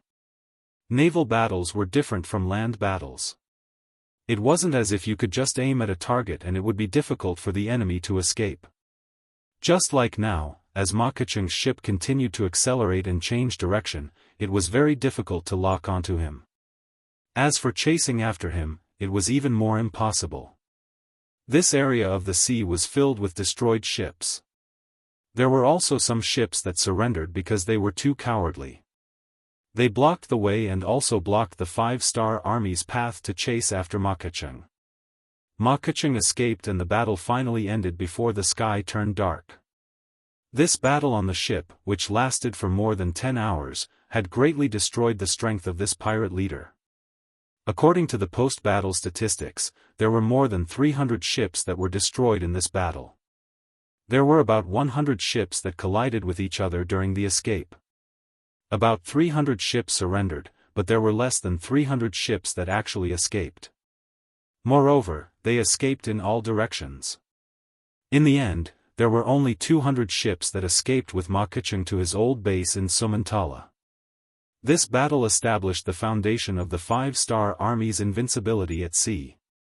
As the escaping ships continued to spread the news, not long after, all the forces at sea knew that the 5-star army had a type of cannon that could attack from a very long distance. From then on, wherever the 5-star army appeared, the enemy would flee at the sight of them and not dare to fight. When the sky turned dark, the 2nd and 4th Naval Division's telegrams of victory were sent to Yang Chendong. Good, commendation, commendation. Yang Chendong's face revealed a carefree smile when he saw that Hai's 2nd Division and Hai's 4th Division were unscathed. The vice commander of the navy, Gao Xiong, also had a proud smile on his face. 6th Young Master, this is all thanks to our advanced weapons. Yes. Knowledge is power. This is the perfect embodiment. If it weren't for the combined efforts of the munitions factory and the shipyard, we wouldn't have been able to achieve such a great victory. How about this, at the same time send a telegram to the Crimson City Palace and the City Lord's Mansion to commend the researchers in the city. Taking advantage of the situation, Yang Chendong intentionally raised the value of the intellectuals. Regarding this, the other officers naturally did not have any doubts. Facts spoke louder than words. In this battle, the advantage of advanced weaponry was perfectly demonstrated. They should be commended. When the news of the battle outside of Palawan reached Crimson City, there was a sudden surge of technology. Many ambitious youths applied for the first academy of the Yang family in Crimson City, hoping to learn some advanced knowledge so that they could serve Yang Xia in the future. The consequences of this battle weren't limited to this. Hundreds of pirate ships fled to various places in panic. The news of the 5-star army's naval artillery being abnormally powerful quickly spread out. Some of the forces and organizations that originally wanted to compete with the 5-star army became hesitant. In particular, the pirates who escaped deliberately began to exaggerate the power of the 5-star army in order to prove their innocence. They took the initiative to say that their artillery could hit more than 10 miles away, dozens of miles away, or even hundreds of miles away. In the islands controlled by the Big F country, there were ships leaving every day to break away from the control of the Big F country. They just didn't want to be enemies with the 5-star army and not become their next target. Taking advantage of this east wind, the 3 navies went south and subdued several islands. 10 days later, the 3 divisions of the First Sea Army appeared in the outer waters of MLL Island and surrounded the island from 3 sides. In order to avoid unnecessary losses, Yang Chendong used the strategy of encircling 3 sides and blocking 1 side. This gave the other side a glimmer of hope to prevent the enemy from fighting to the death. The Big F country's capital, Maralag City, was adjacent to Davao Bay in the future. There was a large port here where the 500 ships that belonged to Abu Berkel were docked. This was also the power that belonged to him and was also the last power in Abu Berkel's hands. The news of Ma Keqing's defeat was spread a few days ago. When he heard this news, Abu Berkel's face was full of disbelief and then he felt as if he was sitting on pins and needles. He didn't really believe the rumor that the 5-star army had artillery that could hit more than 100 miles away. He thought that this was an exaggeration. However, the fact that the 5-star army had artillery that was different from others could be proven. Who was Ma Keqing? He had joined the pirates in his youth and later on became a giant of a region. He had fought countless naval battles. If it wasn't for the powerful artillery of the 5-star army, how could they lose so quickly and so miserably? According to this, if Ma Keqiang wasn't a match, then he naturally wasn't a match either. Right now, the wisest choice was to run away. However, as a merchant, Abu Bakr was filled with gambling spirit and wanted to gamble again. Abu Bakr didn't choose to leave right away. He sent an envoy to negotiate with the 5-star army. In his eyes, money was omnipotent. He wanted to use silver to buy his life. However, this time, he offered 2 million taels of silver. He didn't believe that the 5-star army wouldn't be moved. If it was any other organization or power, they definitely wouldn't turn a blind eye to 2 million taels of silver. However, in Yang Chendong's eyes, it wasn't much. At the very least, he wouldn't stop his military plans just because of this amount of silver. Since the war had reached this level, it was inevitable that he would seize the opportunity to reclaim the Big F archipelago. Facing the envoy sent by Abu Bakr, Yang Chendong harshly denounced Abu Bakr's crimes. He said that the Big F country attacking Luzon port for no reason was simply a provocation and a challenge. The 5-star army wasn't afraid of any challenge. This time, the 5-star army's revenge was extremely righteous. It was impossible for them to retreat. As the king of the Big F country, Abu Bakr, who made a mistake, had to immediately surrender and accept the trial of the dead soldiers and families of the people in Luzon. After rejecting the offer of silver taels for peace talks, the emissary returned to MLL Island dejectedly. After that, the entire island went into a defensive posture. The 500 warships in the harbor also took advantage of the harbor to hide, giving people the impression that they were sharp blades in their sheaths, ready to be drawn at any moment to take people's lives. Not only that, Abu Bakr also issued a request for help in the name of the king of the Big F country. He said that no matter who it was, as long as they could help him defeat the 5-star army, he would reward them with 5 million taels of silver. As soon as this news came out, some of the large and small forces in the nearby waters became restless. 5 million taels of silver was definitely not a small amount. As the saying goes, people die for wealth. This naturally aroused the greed of some people. The 5-star army was about to become the target of public criticism. This is not normal. This is definitely not normal. In the cabin of the War God No. 1 warship, Yang Chendong looked at the collected information from all sides and frowned. Abu Bakr's provocation this time did make Yang Chendong a little angry. However, as he took the opportunity to fight and continuously occupied many islands, his anger was not as strong as before. Instead, he had to thank the other party for giving him a legitimate excuse to send out troops. In Yang Chendong's eyes, Abu Bakr wasn't someone who had to die. He also didn't want to leave a tyrannical impression on the other forces after this battle. Giving Abu Bakr a way out would give him a better reputation. In his mind, once the negotiations broke down, the other party would have some common sense and should have fled. This way, MLL Island would be in his hands and the war would be over. However, not only did the other party not leave, but they also showed a look of fighting to the death. Their funds even increased from the original 2 million taels to 5 million taels. With all these abnormal changes, Yang Chendong began to have doubts in his heart.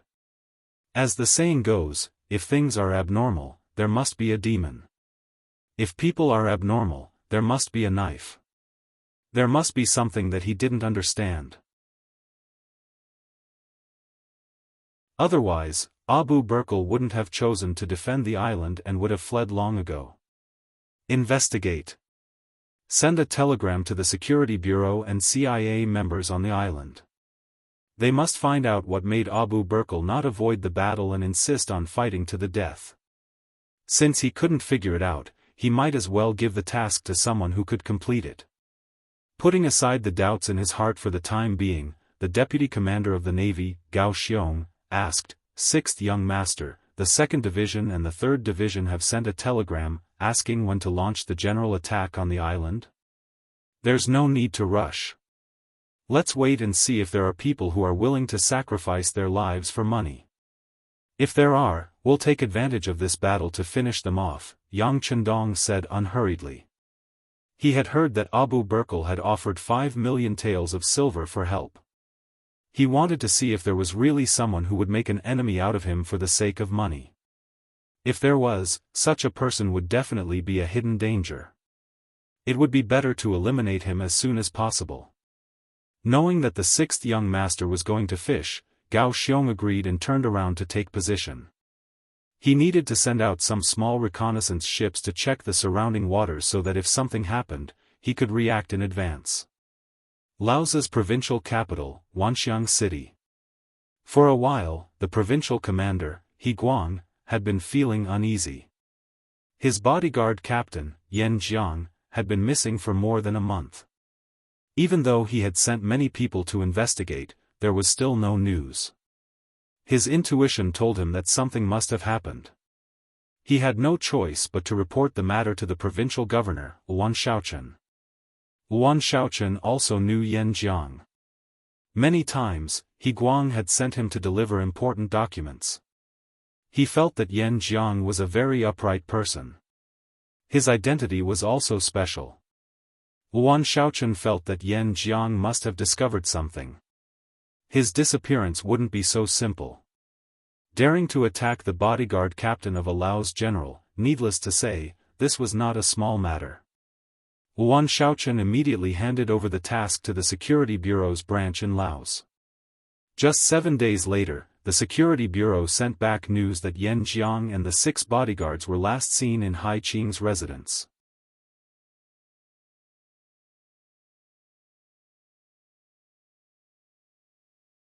Chapter 1017. It had to be said that Hai Qing was quite capable. Ever since Yan Jiang was killed, he had tried his best to plant a spy in the Laos provincial government. When the Security Bureau reported this situation, it just so happened that Yuan Shaochen wasn't there. The matter happened to be learned by this informant. He didn't even ask for leave and went straight to Hai Qing's mansion to pass the news. After more than a month of preparation, Hai Qing and Siam's special envoy, Dulalong, had made some preparations for the rebellion. According to Dulalong, Siam had already mobilized its troops and one of them was heading towards Wanxiang City in Laos. His mission was to find a way to control Yuan Shaochen and He Guang and cause internal strife. It was also at this time that the planted informant came and reported the results of the Security Bureau's investigation. Hai Qing was shocked. Dulalong, who also heard the news, slammed his right fist on the table and said, "We can't wait any longer. We have to make the first move. Okay, I'll bring people to He Guang's residence and make a move. I'll have to trouble the special envoy to make a move on Yuan Shaochen." Hai Qing knew that he had no way out. If he did not make the first move, he would not be able to survive. Time was tight and the two of them did not have time to make any more preparations. They gathered 100 men of sacrifice and Hai Qing brought half of them to General He Guang's residence. He Guang did not know anything about this. When he was in his residence, he suddenly received news that his deputy general, Hai Qing, had something important to discuss with him.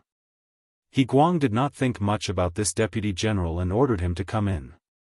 In the main hall, Hai Qing appeared with a nervous expression. When he saw that there were 2 bodyguards in the hall, he said hesitantly, "General, regarding Captain Yan Jiang's disappearance, your subordinate has already found out the reason." "Oh." Hearing that it was about Yan Jiang, He Guang's expression turned serious. He then waved his hand and dismissed the 2 guards. He said, "Okay, there is no one else here. General Hai, you can tell me what happened." "General, the situation is like this," Hai Qing said as he walked closer to He Guang. "Actually, I killed Captain Yan Jiang with my own hands." As soon as he finished speaking, a sharp knife stabbed into He Guang's body, causing blood to flow out. He Guang, who had been stabbed in the abdomen, couldn't help but take a few steps back. He covered his abdomen with his hand and glared at Hai Qing. "Why? I've always treated you well. You could even say that I trusted you a lot. Why are you treating me like this? Humph. You can only blame your head for being too valuable. I couldn't help but be tempted. Alright, today is the day you die. Hand over your life. After laughing maniacally, Hai Qing once again took a big step forward, wanting to stab at the fatal spot. However, a black hole suddenly appeared in front of him and closed in a flash. His target, He Guang, had also disappeared. This secret passage was He Guang's life-saving place. After all, he had defected to Yangxie. In the former Navy-tied nation, who knew how many people wanted to kill him? Just in case, he had made this kind of preparation. He didn't expect it to save his life at such a crucial moment. With his target gone, Hai Qing's mind went blank. Although he didn't kill He Guang this time, He Guang was severely injured. He wouldn't be able to do anything for a while. The result was no different from killing him. Hai Qing's lips curled into a smile again. He walked out of the general's residence quietly and rushed to the barracks. As the main general, He Guang, wasn't around, Hai Qing began to gather all the generals in the army. What he needed to do next was to kill all the officers who opposed him. Without a leader, the soldiers would be powerless to resist the army of Siam. On the other side, Dou Lilong led 50 men of sacrifice to ambush Yuan Shaochen on the path he had to pass every day. When the time came, he saw a sedan approaching from afar. Standing around the palanquin were 10 soldiers in green military uniforms.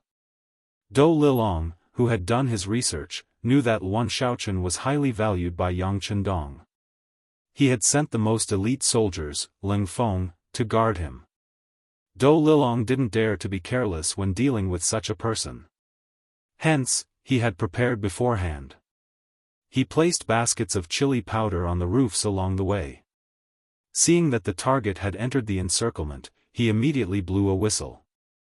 The chili powder flew in all directions and landed on the top of the sedan.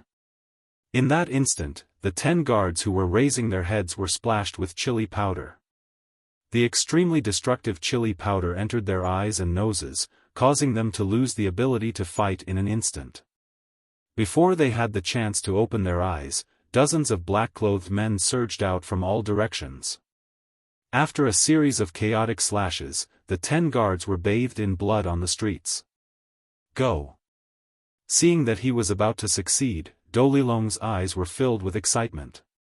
He waved his hand and the men in black rushed to the sedan and opened the curtains. What happened next was a shocking scene. There was no one in the sedan. What's going on? There was no one in the sedan. Dou Lilong was very surprised.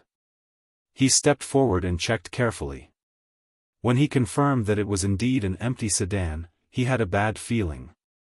He looked around and found that it wasn't a trap. He couldn't figure it out and had people clean up the scene. Then, he quickly left with his men of sacrifice. It was late at night. In the high mansion, Hai Qing had invited 17 military officers. Among them, there were 3 Lao's regiment commanders. The rest were battalion commanders and company commanders. They were all people with real power. All of them had been invited to this event. Good wine and good dishes were served. After 3 rounds of wine and 5 dishes, Dou Lilong rushed back and nodded at Hai Qing outside the hall. This was equivalent to a signal for him to act. Hai Qing understood and nodded. Then, he coughed a few times. Then, dozens of men of sacrifice with swords appeared around the hall. They attacked without any explanation. The 17 officers who were completely unprepared and had no weapons in their hands died tragically on the spot. Up until the moment of their deaths, these officers still did not understand why Hai Qing would attack them.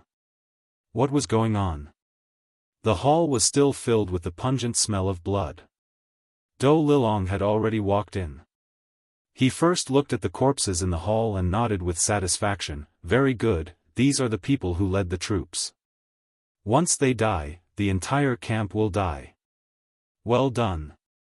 Hai Qing didn't care about this. He was more concerned about Wuan Xiaoqian's death. Truth be told, although this person was very young, he was very skillful in doing things. In just 4 years, he had grasped the power of the entire Lao province in his hands. Even with Hai Qing's status, whenever he saw this person, he couldn't help but feel afraid. It was like a mountain pressing down on his head. If this person didn't die, he wouldn't have the confidence to rebel. How is it? Is he dead? He's dead, he replied in a firm tone. Although Dou Lilong didn't know why there was no one in the sedan, he didn't intend to tell Hai Qing. Now was the time to rebel and he couldn't be distracted by anything. After hearing the news of Wuan Xiaoqian's death, Hai Qing heaved a sigh of relief. Then, Dou Lilong asked, "Did you kill He Guang?" "Killed him," Hai Qing, who also had a cunning mind, replied. He thought that He Guang wouldn't be able to recover in a short time. It wouldn't take long for the entire Laos province to change hands and become a part of Siam. If that was the case, that person wouldn't dare to show up again. What was the difference between that and being dead? Both of them kept it a secret from each other and raised their glasses to celebrate. Then, they talked about the operation at night. They would attack the governor's office, the armory, the provincial storehouse, and the granary. In short, before the Siam army arrived, they had to find a way to disrupt the security of Wanxiang city. This was to pave the way for the army to attack. Hai Qing left the governor's office once again and went to the military camp. Using military matters as an excuse, he mobilized 2 battalions of 800 men to the granary.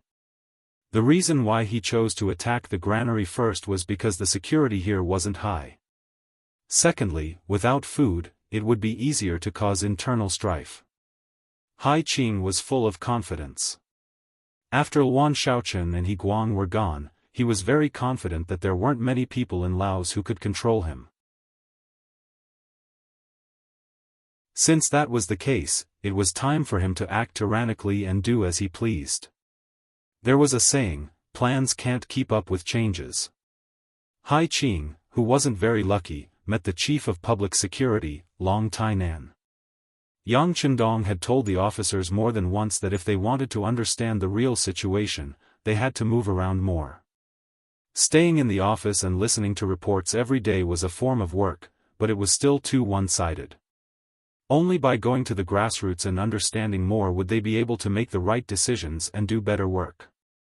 With Yang Chendong's encouragement, those ministers and vice-ministers in Resin City would often take a walk downstairs every once in a while so as to solve the problems that they discovered. This time, Long Tainan came to Wanxiang City to inspect the security. In the security work, the security at night was often the highlight. Today, Long Tainan was inspecting the security of Wanxiang City at night. Unfortunately, he met the Laotian army led by Hai Qing on the streets. When the two sides met, Long Tainan stopped and asked, "Which department are you from? It's so late, why are there so many people on the streets? What's the matter?" By right, the Ministry of Public Security had no jurisdiction over the army. However, Long Tainan was a minister. Even the governor of Laos, Wuan Xiaoqian, was a level lower than him. Furthermore, he was from the cold front and had responsibilities. He couldn't help but think of the worst-case scenario when he encountered something. Hai Qing was also acting without orders. He was avoiding eye contact and was noticed by Long Tainan, which was why he asked.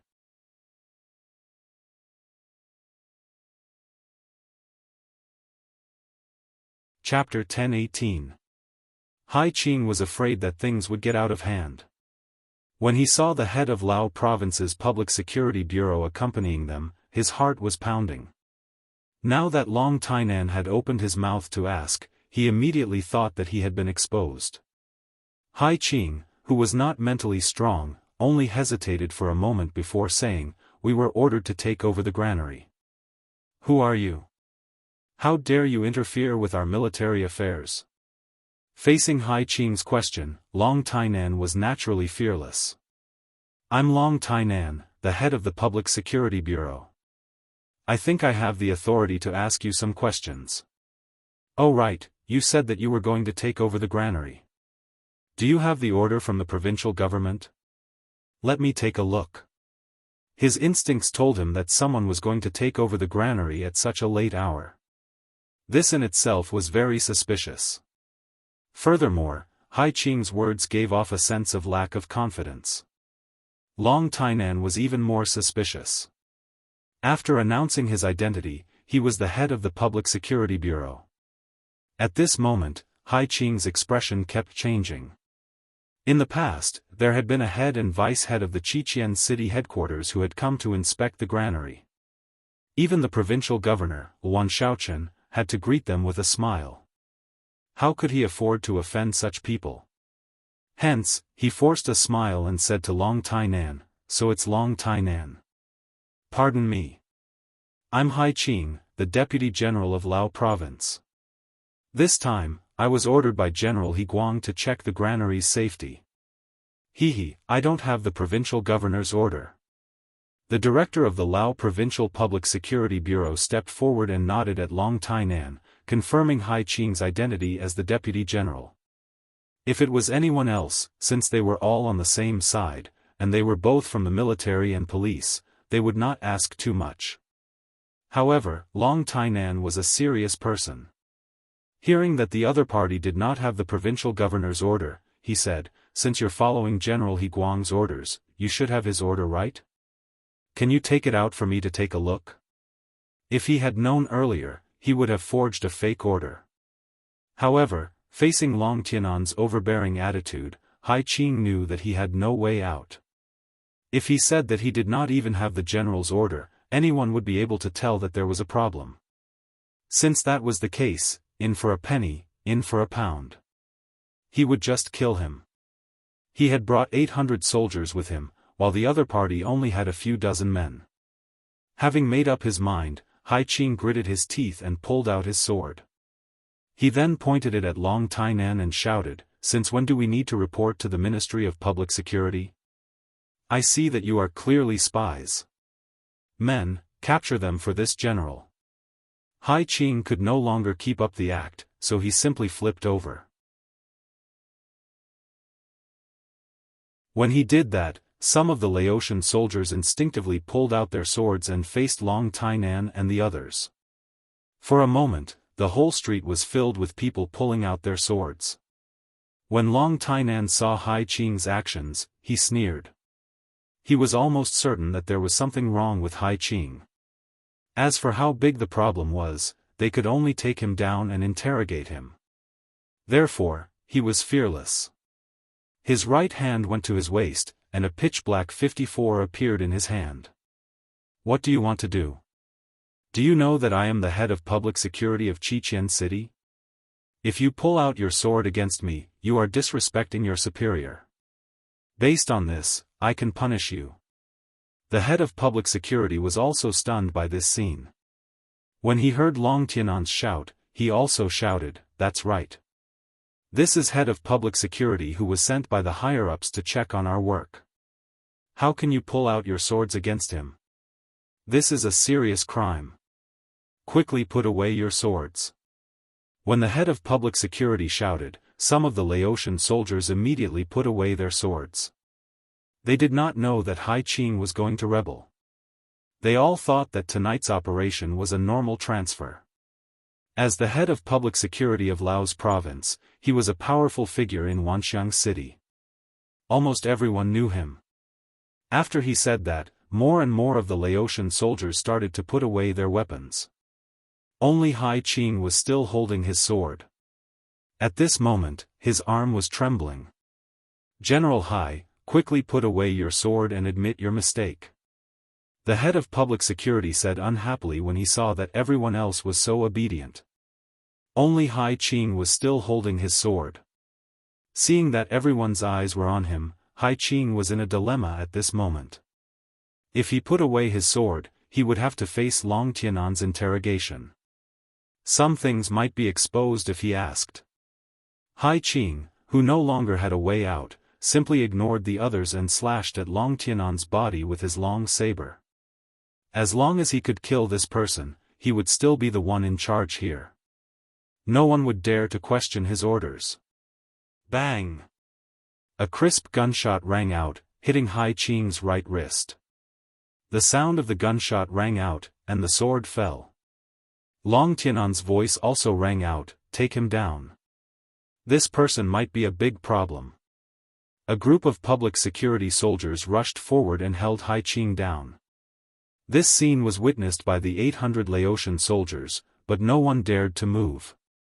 This was Hai Qing's mistake. He did bring 800 soldiers with him, but these people were not his soldiers. They were the soldiers of Lao's province, Xianxia's soldiers. When they saw a higher-ranking officer appear, they would instinctively stand aside and watch. This was because even they did not know what was going on.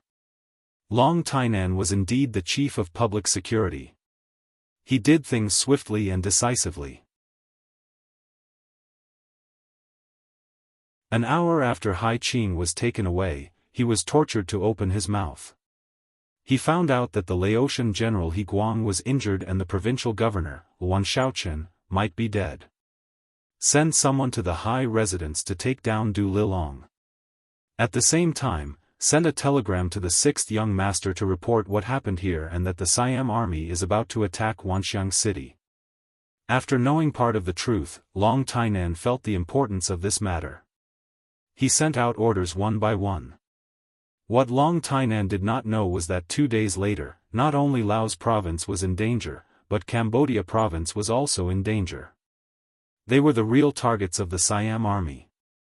Since the destruction of Jianghu province and the establishment of Vietnam province, Siam, as a large country in the southeast, had been paying attention to the situation here.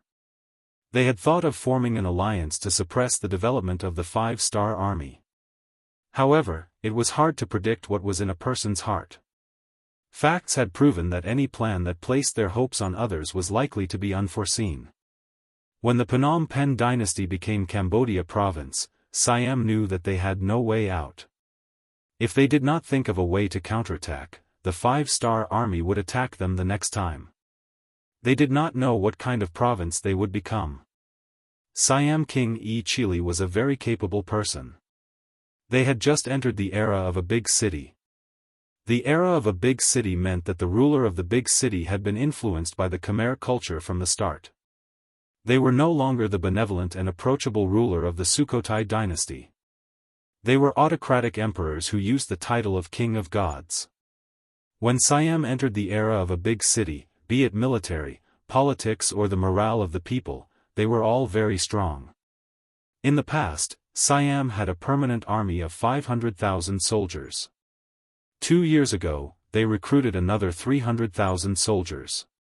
Now that they had completed their training, they only needed to go through a few battles before they could be considered a qualified army. In the past few years, they had been trading with Laos province. They had made a lot of money using the geographical advantage and finally had the advantage of commanding a war. They stockpiled food, forged weapons, and waited for an opportunity.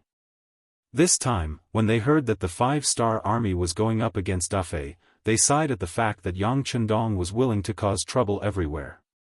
King Yi Chili, who could also be called the King of Gods, sensed the appearance of an opportunity. Taking advantage of the fact that the Five-Star Army was unable to split up, Yi Chili gave the order to attack. In order to achieve the goal of severely damaging the Five-Star Army, General Godin led the 200,000 Siam troops up north to Wulong City and directly to Wanxiang City in Laos province. Then, General Tong led the troops to the east to Sanlong City in Cambodia province. After that, they went through Wulong City to Phnom Penh City. This position was less than 400 miles away from Suwon City. In order to achieve the goal of speed, before Yi Chili gave the order to attack, he did not even inform his ally, the Awad dynasty, to prevent the news from being leaked. Only a few generals knew about the news. When the army set off, they used the excuse of training as an excuse to hide it from Yang Xie's intelligence network. Only after Long Tainan captured Hai Qing did Yang Chendong hear about it for the first time. One could not blame the intelligence network for being late. After all, reality had proven the strength of the 5-star army countless times.